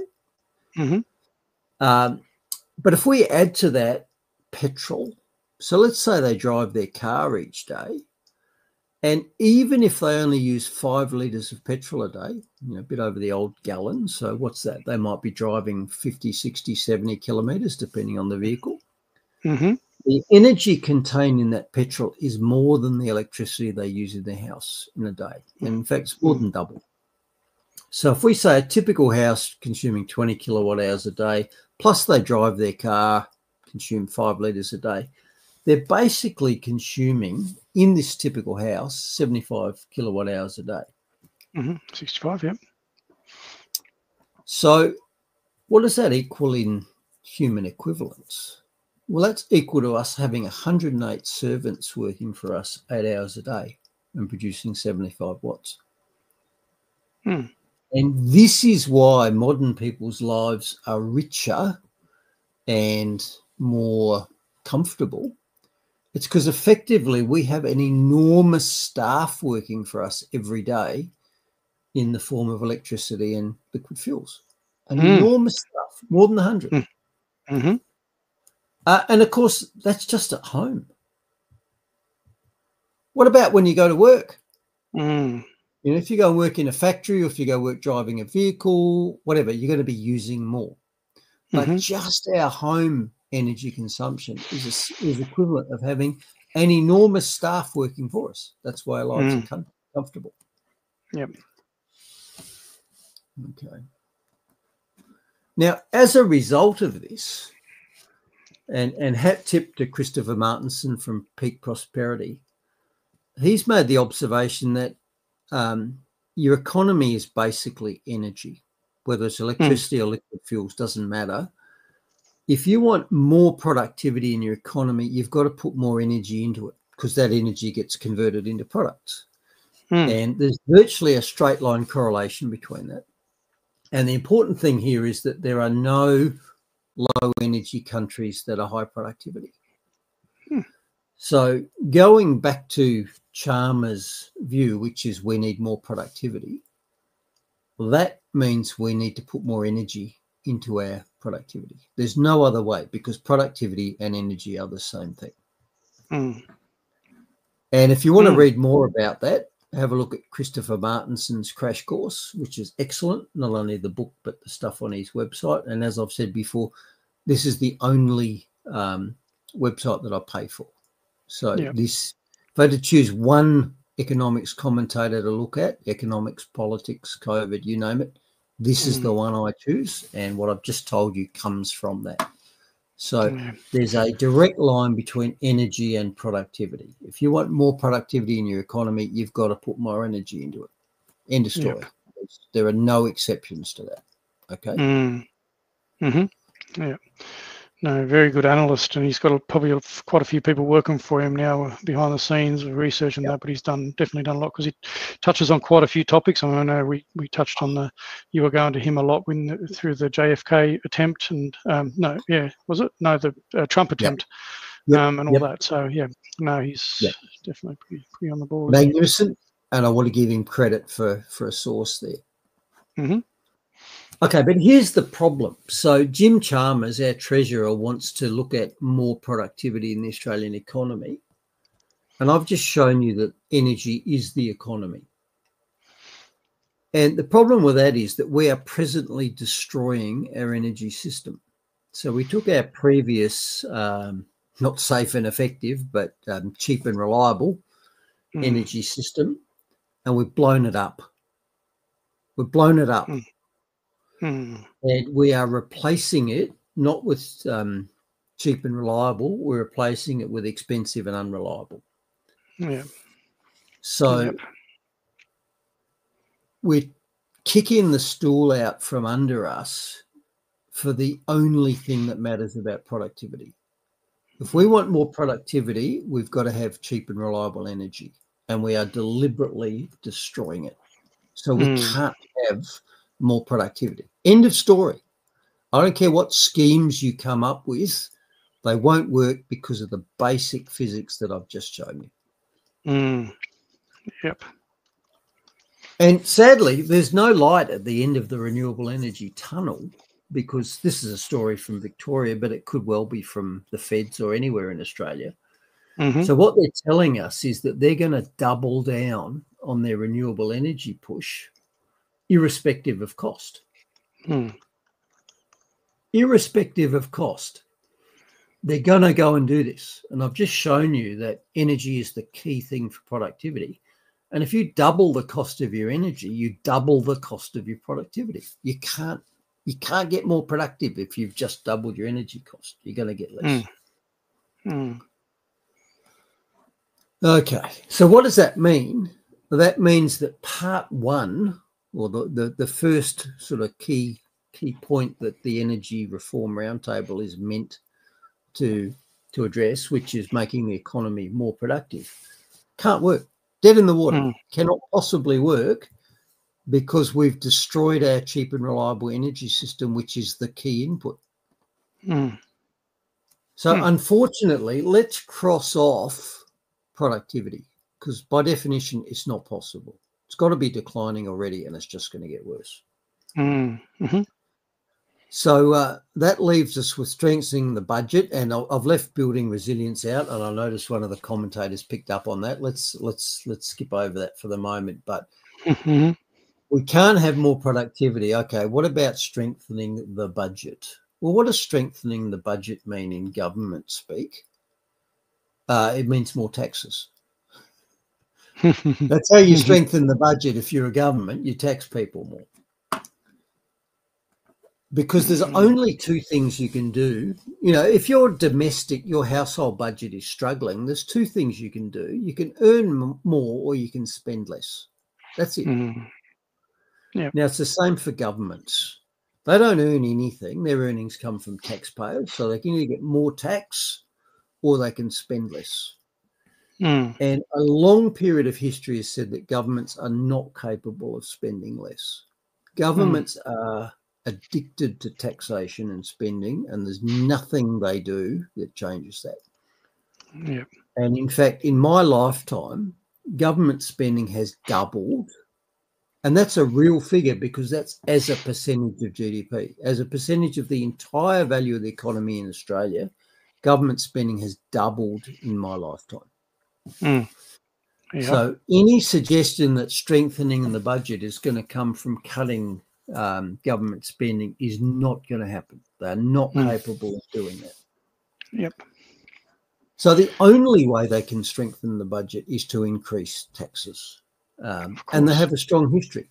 You know, for the last 10 years, Australian government taxation has been increasing at 6% a year and GDP has been increasing at 2% a year. So they already have a strong history of increasing taxes in real terms. And nobody who's listening to this would doubt this, right? No, exactly right. So what does that tell us is that from the Economic Reform Roundtable, we cannot get productivity increases. The only thing we can get is tax increases. So that is what's going to happen. This is the only thing that's possible to come out of this roundtable. Yep. More taxes. Buckle up, people. Buckle up. Hence my my speech bubble at the start of this, which is, you know, they want more of your money. And this was confirmed today in this story in The Australian, where the Productivity Commission, which, by the way, is a government body, reportedly told the Treasurer that he can't have tax rises. This is what the story is about. Labor told to wipe your table clean of tax hikes. This is from the Productivity Commission, which is a government body. In other words, the government is signalling that they can't put taxes up. But the Productivity Commission said that what they can have is a carbon price, also known as a carbon tax. And that they can have a cash flow levy, also known as a cash flow tax. Wow. I remember we listed these a few shows ago. You know, when they don't want to tell you they're raising taxes, they tell you it's a levy, a charge, a tariff.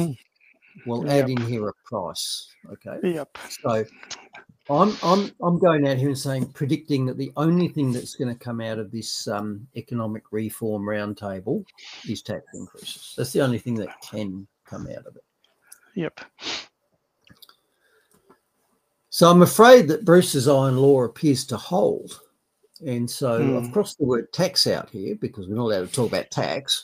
No. But economic reforms are always going to be tax increases, as the same way as tax reforms are always going to be tax increases, right? I don't see any other way around it. And I'm just wondering whether maybe we should just redefine productivity as tax rises. Maybe that's what the modern meaning of the world is. Yeah, exactly right. And as Valerie pointed out, is building resilience is always two very scary words that they use all the time. We're going to build resilience. Yep. It's almost like it's for the greater good. Resilience for who? And people like you and I, resilience is another word for independence. So that's BS because they don't want independent citizens. No, they don't. No farmer wants their sheep to have an alternate source of food. Right? Yeah. Yep. So the government, and we are the sheep to the government. We are. So sorry. I mean, that's just my take on finances this week. And as for every week, it's not real promising there, is it, Mark? Oh no, I mean it never is, because we kind of know, as we've talked about many times. I mean, a lot of our 70 episodes, by the way, 70 episodes there, Bruce, and I know, right? And over that time, we've covered money in a multitude of those, and you've broken it down. So, yeah, I think those that have been following us regular kind of get it, but it's still important to continue sharing to keep people being aware. Yeah. And that segues nicely into this segment. So I'm going to actually mention a couple of stories that we have talked about before, because these are zombie stories that will not die. Here we go. Buckle up. So first off, we're going to do the gender pay gap again. Yep. With this new report from I don't know which agency it was. It was some sort of gender equity agency, and they've rolled out the old gender pay gap story again, and they've even defined what it is. So apparently the gender pay gap is the average earning of a woman in an organisation according to a man, women according to men. Okay. So that's the gender pay gap, apparently, the average earning of women according to men. Okay. Now, you already have spotted the problem with this expert, haven't you? Because this expert clearly doesn't know what she's talking about, because she doesn't know the difference between sex and gender. Because she said there's a problem with the gender pay gap, and then she said it's women versus men. Now, women and men are not genders. A woman is an adult human female, and a man is an adult human male. So those are sexes. So straight away, this expert has demonstrated she has no idea what she's talking about, which I knew at the start, because there's no such thing as a gender pay gap. Nevertheless. Oh, she hasn't talked to Brenda Murphy then. Well, it's complicated. It's complicated. We'll take that on notice, Bruce. We'll take that on notice. And I should have cleared that up, but no, I haven't. Yeah. Now, the next thing this gender expert does is throw out a huge figure to scare us. So she throws out the $28,000 figure. Enormous, $28,000. But then she ruins her argument by saying that women earn $28,000 less. Now, again, that's based on sex, not gender, but let's leave that aside for a moment. What she's admitting there is that the earnings are different, not that the pay is different. So earnings relate to the value of the work that you do, not just what you get paid. She said that women earn less. Well, if they want more money, they should earn more. Earn is what you're worth, right? And in fact, the text of the story just bells the cat totally. It says women were disproportionately in part-time and casual roles. Well, of course, if you're working part-time or casual, you're not going to earn as much as someone who's not. And it's not because you're a woman, it's because you're not doing as much work. So this is not a gender pay gap. This is a work pay gap. And in fact, if to have a genuine gender pay gap, you would have to have differential pay rates for different genders, whatever that is. So I asked the Googles, is it legal to have different pay rates for different genders in Australia? And apparently it's not. Okay, so it'd be illegal, Bruce, then. So the Google said it is not legal in Australia to have different pay rates for men and women. Well, men and women are sexes, not genders, blah, blah, blah. And remember, this story was all about local government. So that's government. And surely government is not, breaking the law by having different pay rates for different genders. They wouldn't be doing that. So, no, there can be no gender pay gap. Doesn't it just come as an average over the organisation? Is that correct? Is that what they're kind of like hinting at? It was an average. It was based on an average of the organisation or something. Yeah. So the average was based on the number of people working, not the value of the work. If I work twice as many hours as you, you're not entitled to the same money as me. Mm. That's it. Well, does it also say like different industries employ different ratios of men and women, so isn't it? Is that kind of the same thing? Like if you're in the, say, the disability or aged care sector or nursing, predominantly more female. So if you average the earnings over that industry, wouldn't it show that women earn more than men? You know, is that kind of like a way to look at it or not? No, if women choose industries with lower pay rates, then women will be paid lower pays. Mm.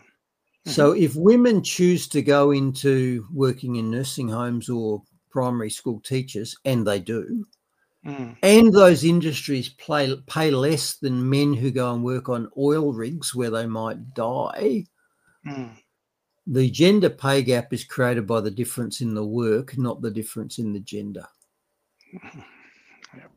Yep. And if you doubt that, it's just a reminder of what the difference between gender and sex is. So gender is the feels and sex is the plumbing. And how stupid are women who wouldn't just say, well, given it's the feels, I feel like a man. I'd do that for $28,000 pay rise, wouldn't you?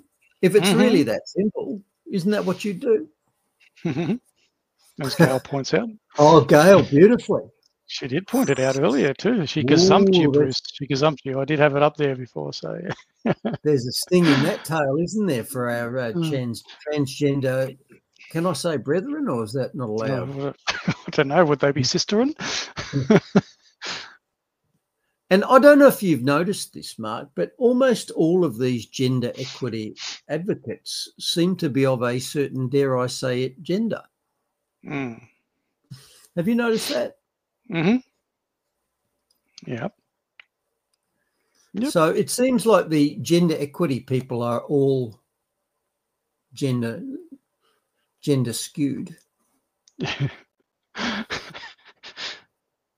And that actually seems to come from the top, because this story about Labor's program to spend $7 billion on gender equality mentions the word woman 7 times. Woman, by the way, is not a gender. Doesn't mention man once.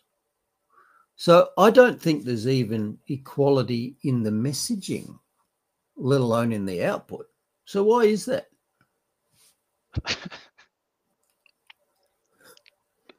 Because it's not about that.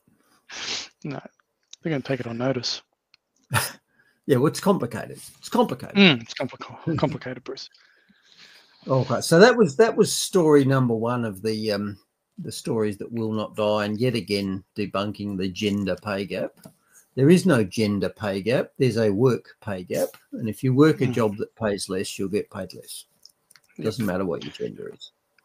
Yep, and I agree there too, Valerie, that my wife stayed home until our youngest child was school age, and then chose to go back to work, and there was no pressure, because at that time we were able to manage, but which was good. She was home for her kids until our youngest was at school age.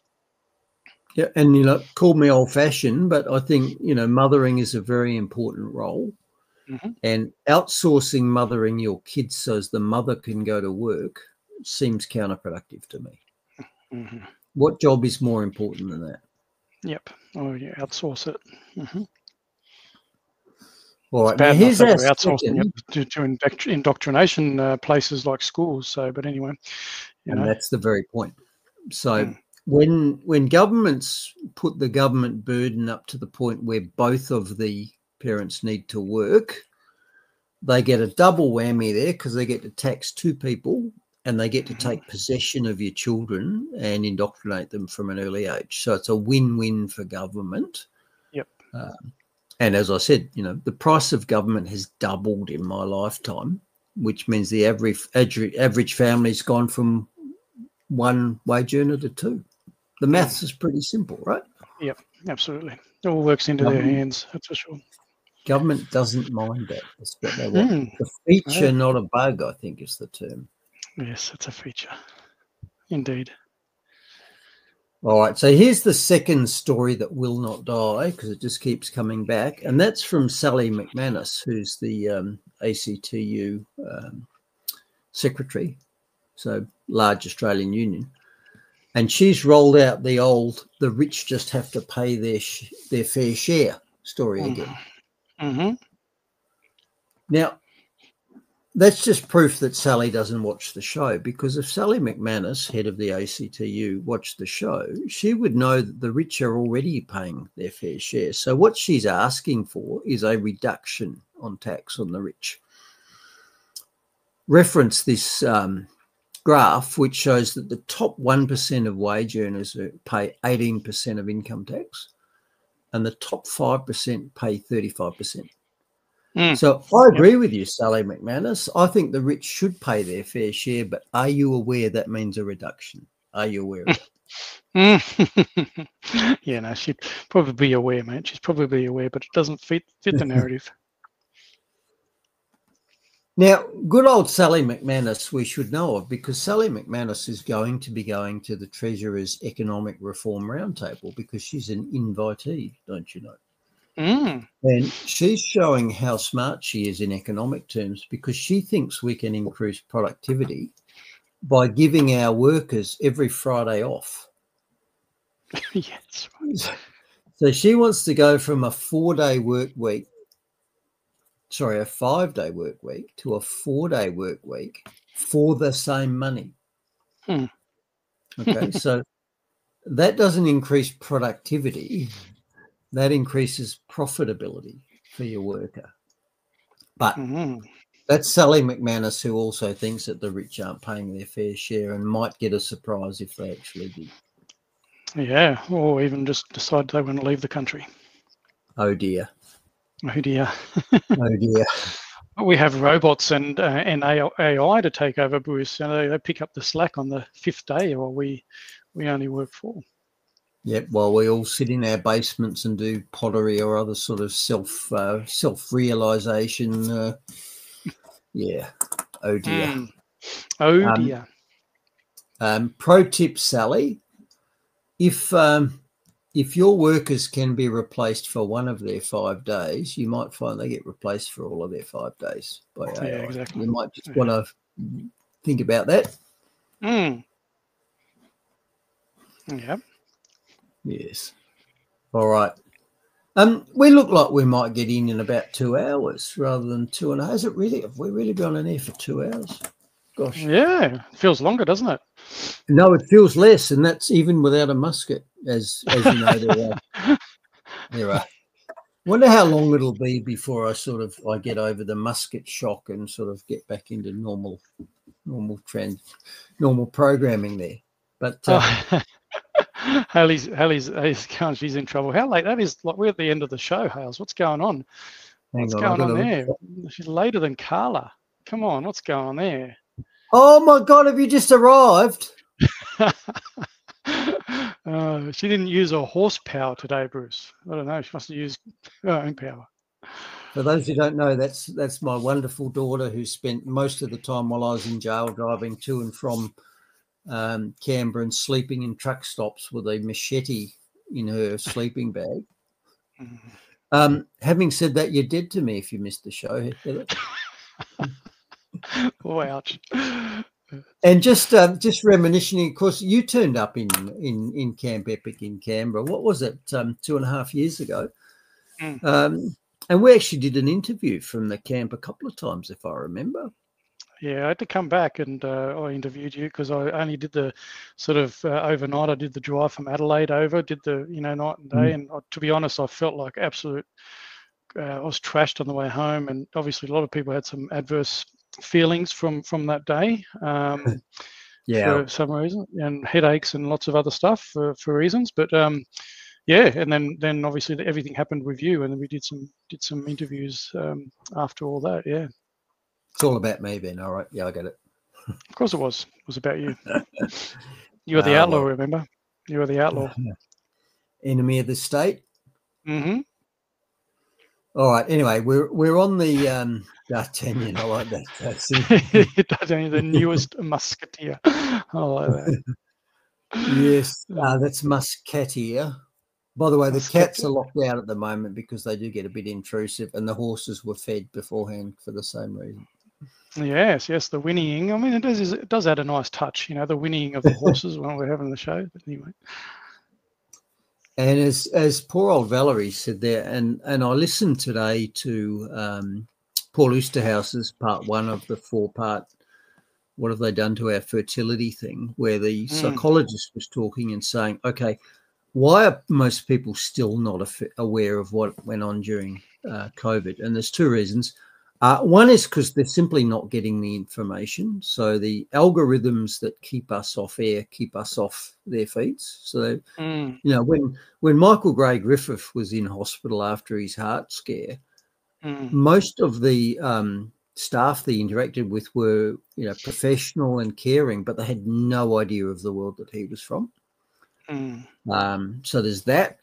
And the other thing is denial. So imagine if you're, you know, pick an example, Dr. Dan, and you've spent the last few years actively demonizing people like us who called the COVID shots into question, and you promoted them. Who knows, you probably gave them to your neighbours and your kids. For you to then be receptive to the idea that, holy crap, I stuffed up and I've hurt people, that is a self-destructive thought, which your psyche suppresses by not letting it surface. You're not even aware that it's a possibility. You simply discount any information that might expose to you that you're a monster. Never even occurs to you. It can't occur to you. And if I show you evidence, you can't even see it. You can look at it, it just goes past. So they're the 2 reasons, I'm afraid. That's why people can't see. It's not that we just need to explain it to them better. Nothing, well, I say nothing. The only thing that will get that information through to them is being hit with a clue bat. So it's when they get a vaccine injury, when their power goes off, when they can't access their money. Fire, that's when it matters. Yeah, exactly right. Yep. And Valerie does understand, but it's frustrating. It is very much for everybody. And as I said to Heather, they're dead to me. You know, you can't put umbrellas over every statue, and a lot of those people are not savable. We're at the, you know, find your own lifeboat on the Titanic point at this point. You cannot save everybody. They've self-selected into the cannot be saved group.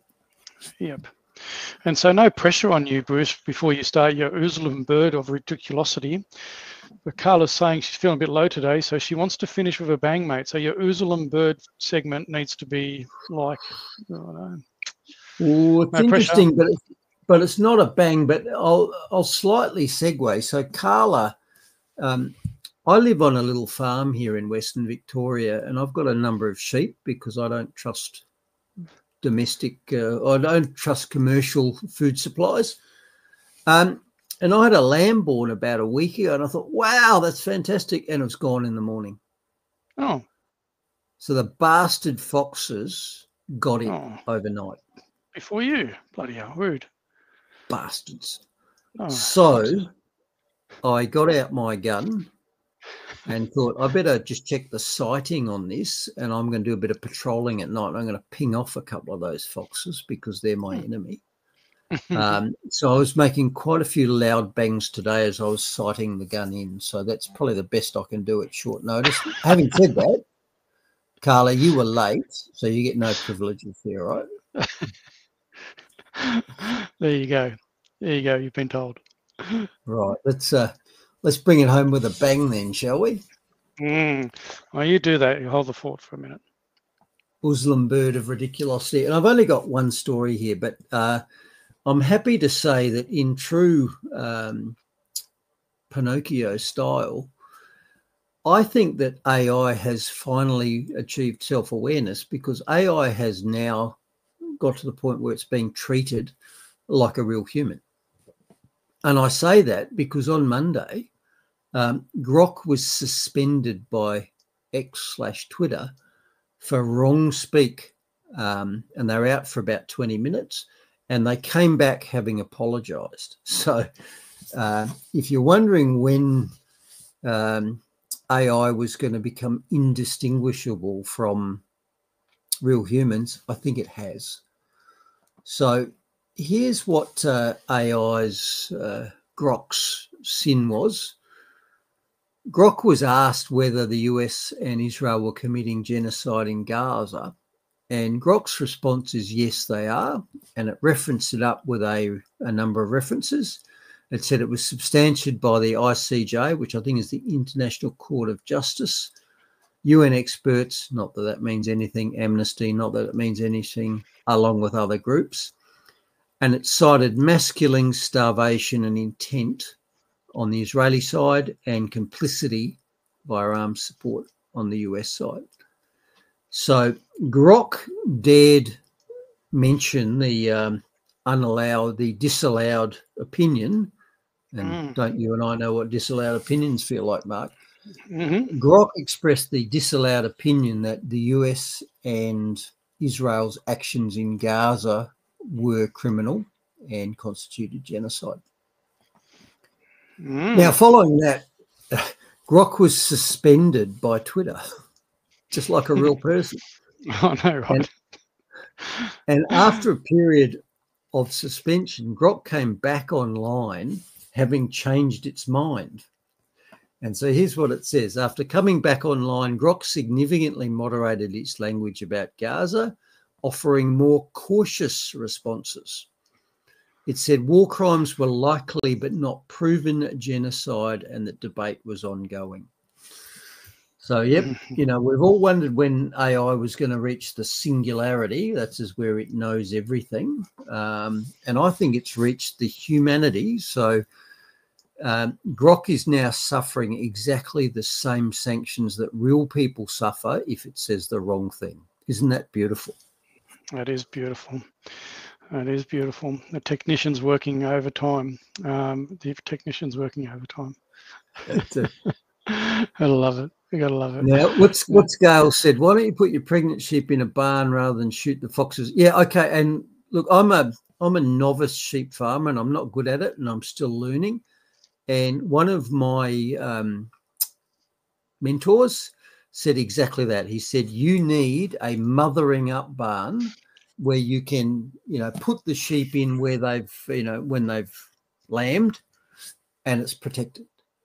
Now, I do have a little shed like that. Problem is foxes will bloody get into anything. So that, it won't work. It'll just produce a kill zone, a bit like the American, you know, gun-free zones. So they won't be able to run away. So, yeah, that won't work. Secondly, the particular sheep in this case is the one of my flock that is unmanageable. So I've got 10 sheep, 9 of which are what I call bucket trained. If I go out with some pellets in a bucket and shake it, they'll all run in to be fed. The 10th one won't. The 10th one is suspicious as all get out, and that's the one that had the lamb. So there was no way I could corral that suspicious free-range sheep. And I've often thought it's a bit ironic because, you know, I regard myself as like I think Michael Gray Griffiths says the scrub bull, the rogue bull. You know, I'm difficult because I just don't do what I'm told. Now, I've got a sheep like that, and it's going to get bloody shot. It's going to be the first one shot because it's difficult. And that's a metaphor for all of us. And I understand that I run that risk as well. I was just, while you were talking, my mind was just ticking over. I was going to, you know, bring that analogy back to years ago.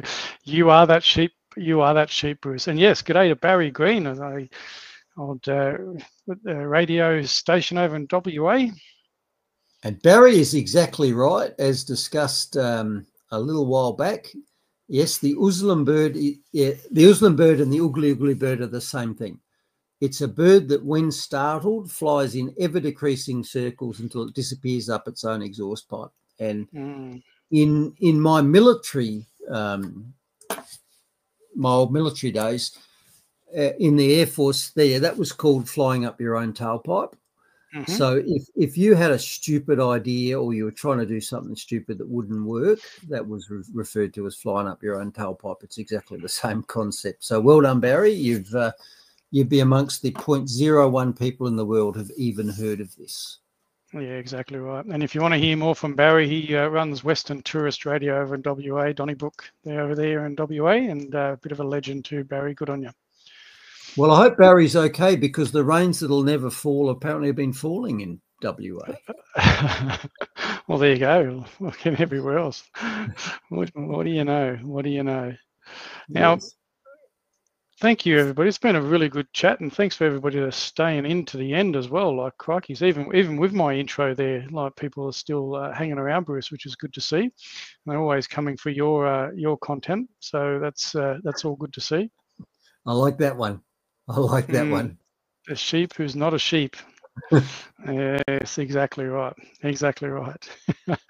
Anyway, Bruce, in closing, before we go, and then we'll wind up. I'm going to play a song today. Michael Gray Griffith does, and it's inspired by my little opening discussion. And if people choose, they can tune out, and that's why I'm playing it at the end, because it might not be up to everybody, and they might want to tune out.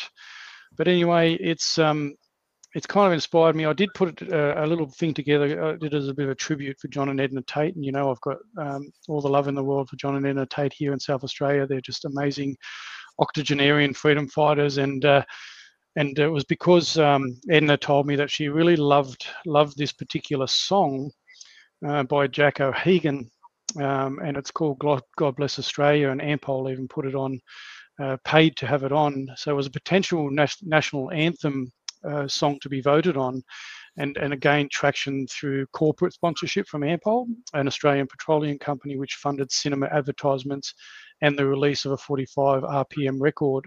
On Australia Day, 26th of January 1968, the song was broadcast on multiple television channels. So I'm going to play that now, and I really like it, and it does talk into the little bit of a the commentary I did earlier in regards to, I guess, my worldview as a Christian worldview, and I'm just going to play that for you now. If people can indulge me, if not, happy for you to jump off as well. But I'll catch up with you in about 4 minutes, Bruce. God bless you all. God bless Australia, and thank you very much for tuning in. Could I have your attention for the next 3 minutes?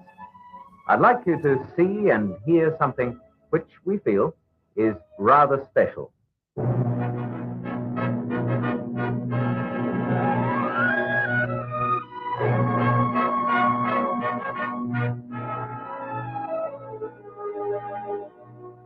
Here in this God-given land of ours, Australia, this proud possession, our own piece of earth, that was built by our fathers who pioneered our heritage.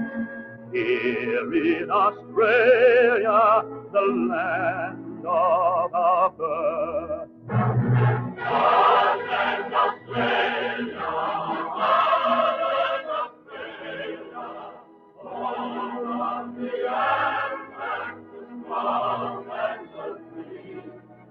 The homeland, to cherish for eternity. God bless Australia, the land of the free. Here in Australia, we treasure love and liberty. Our way of life, all for one, one for all. A peace of embrace, but should danger ever threaten us, let the world know we will answer the call.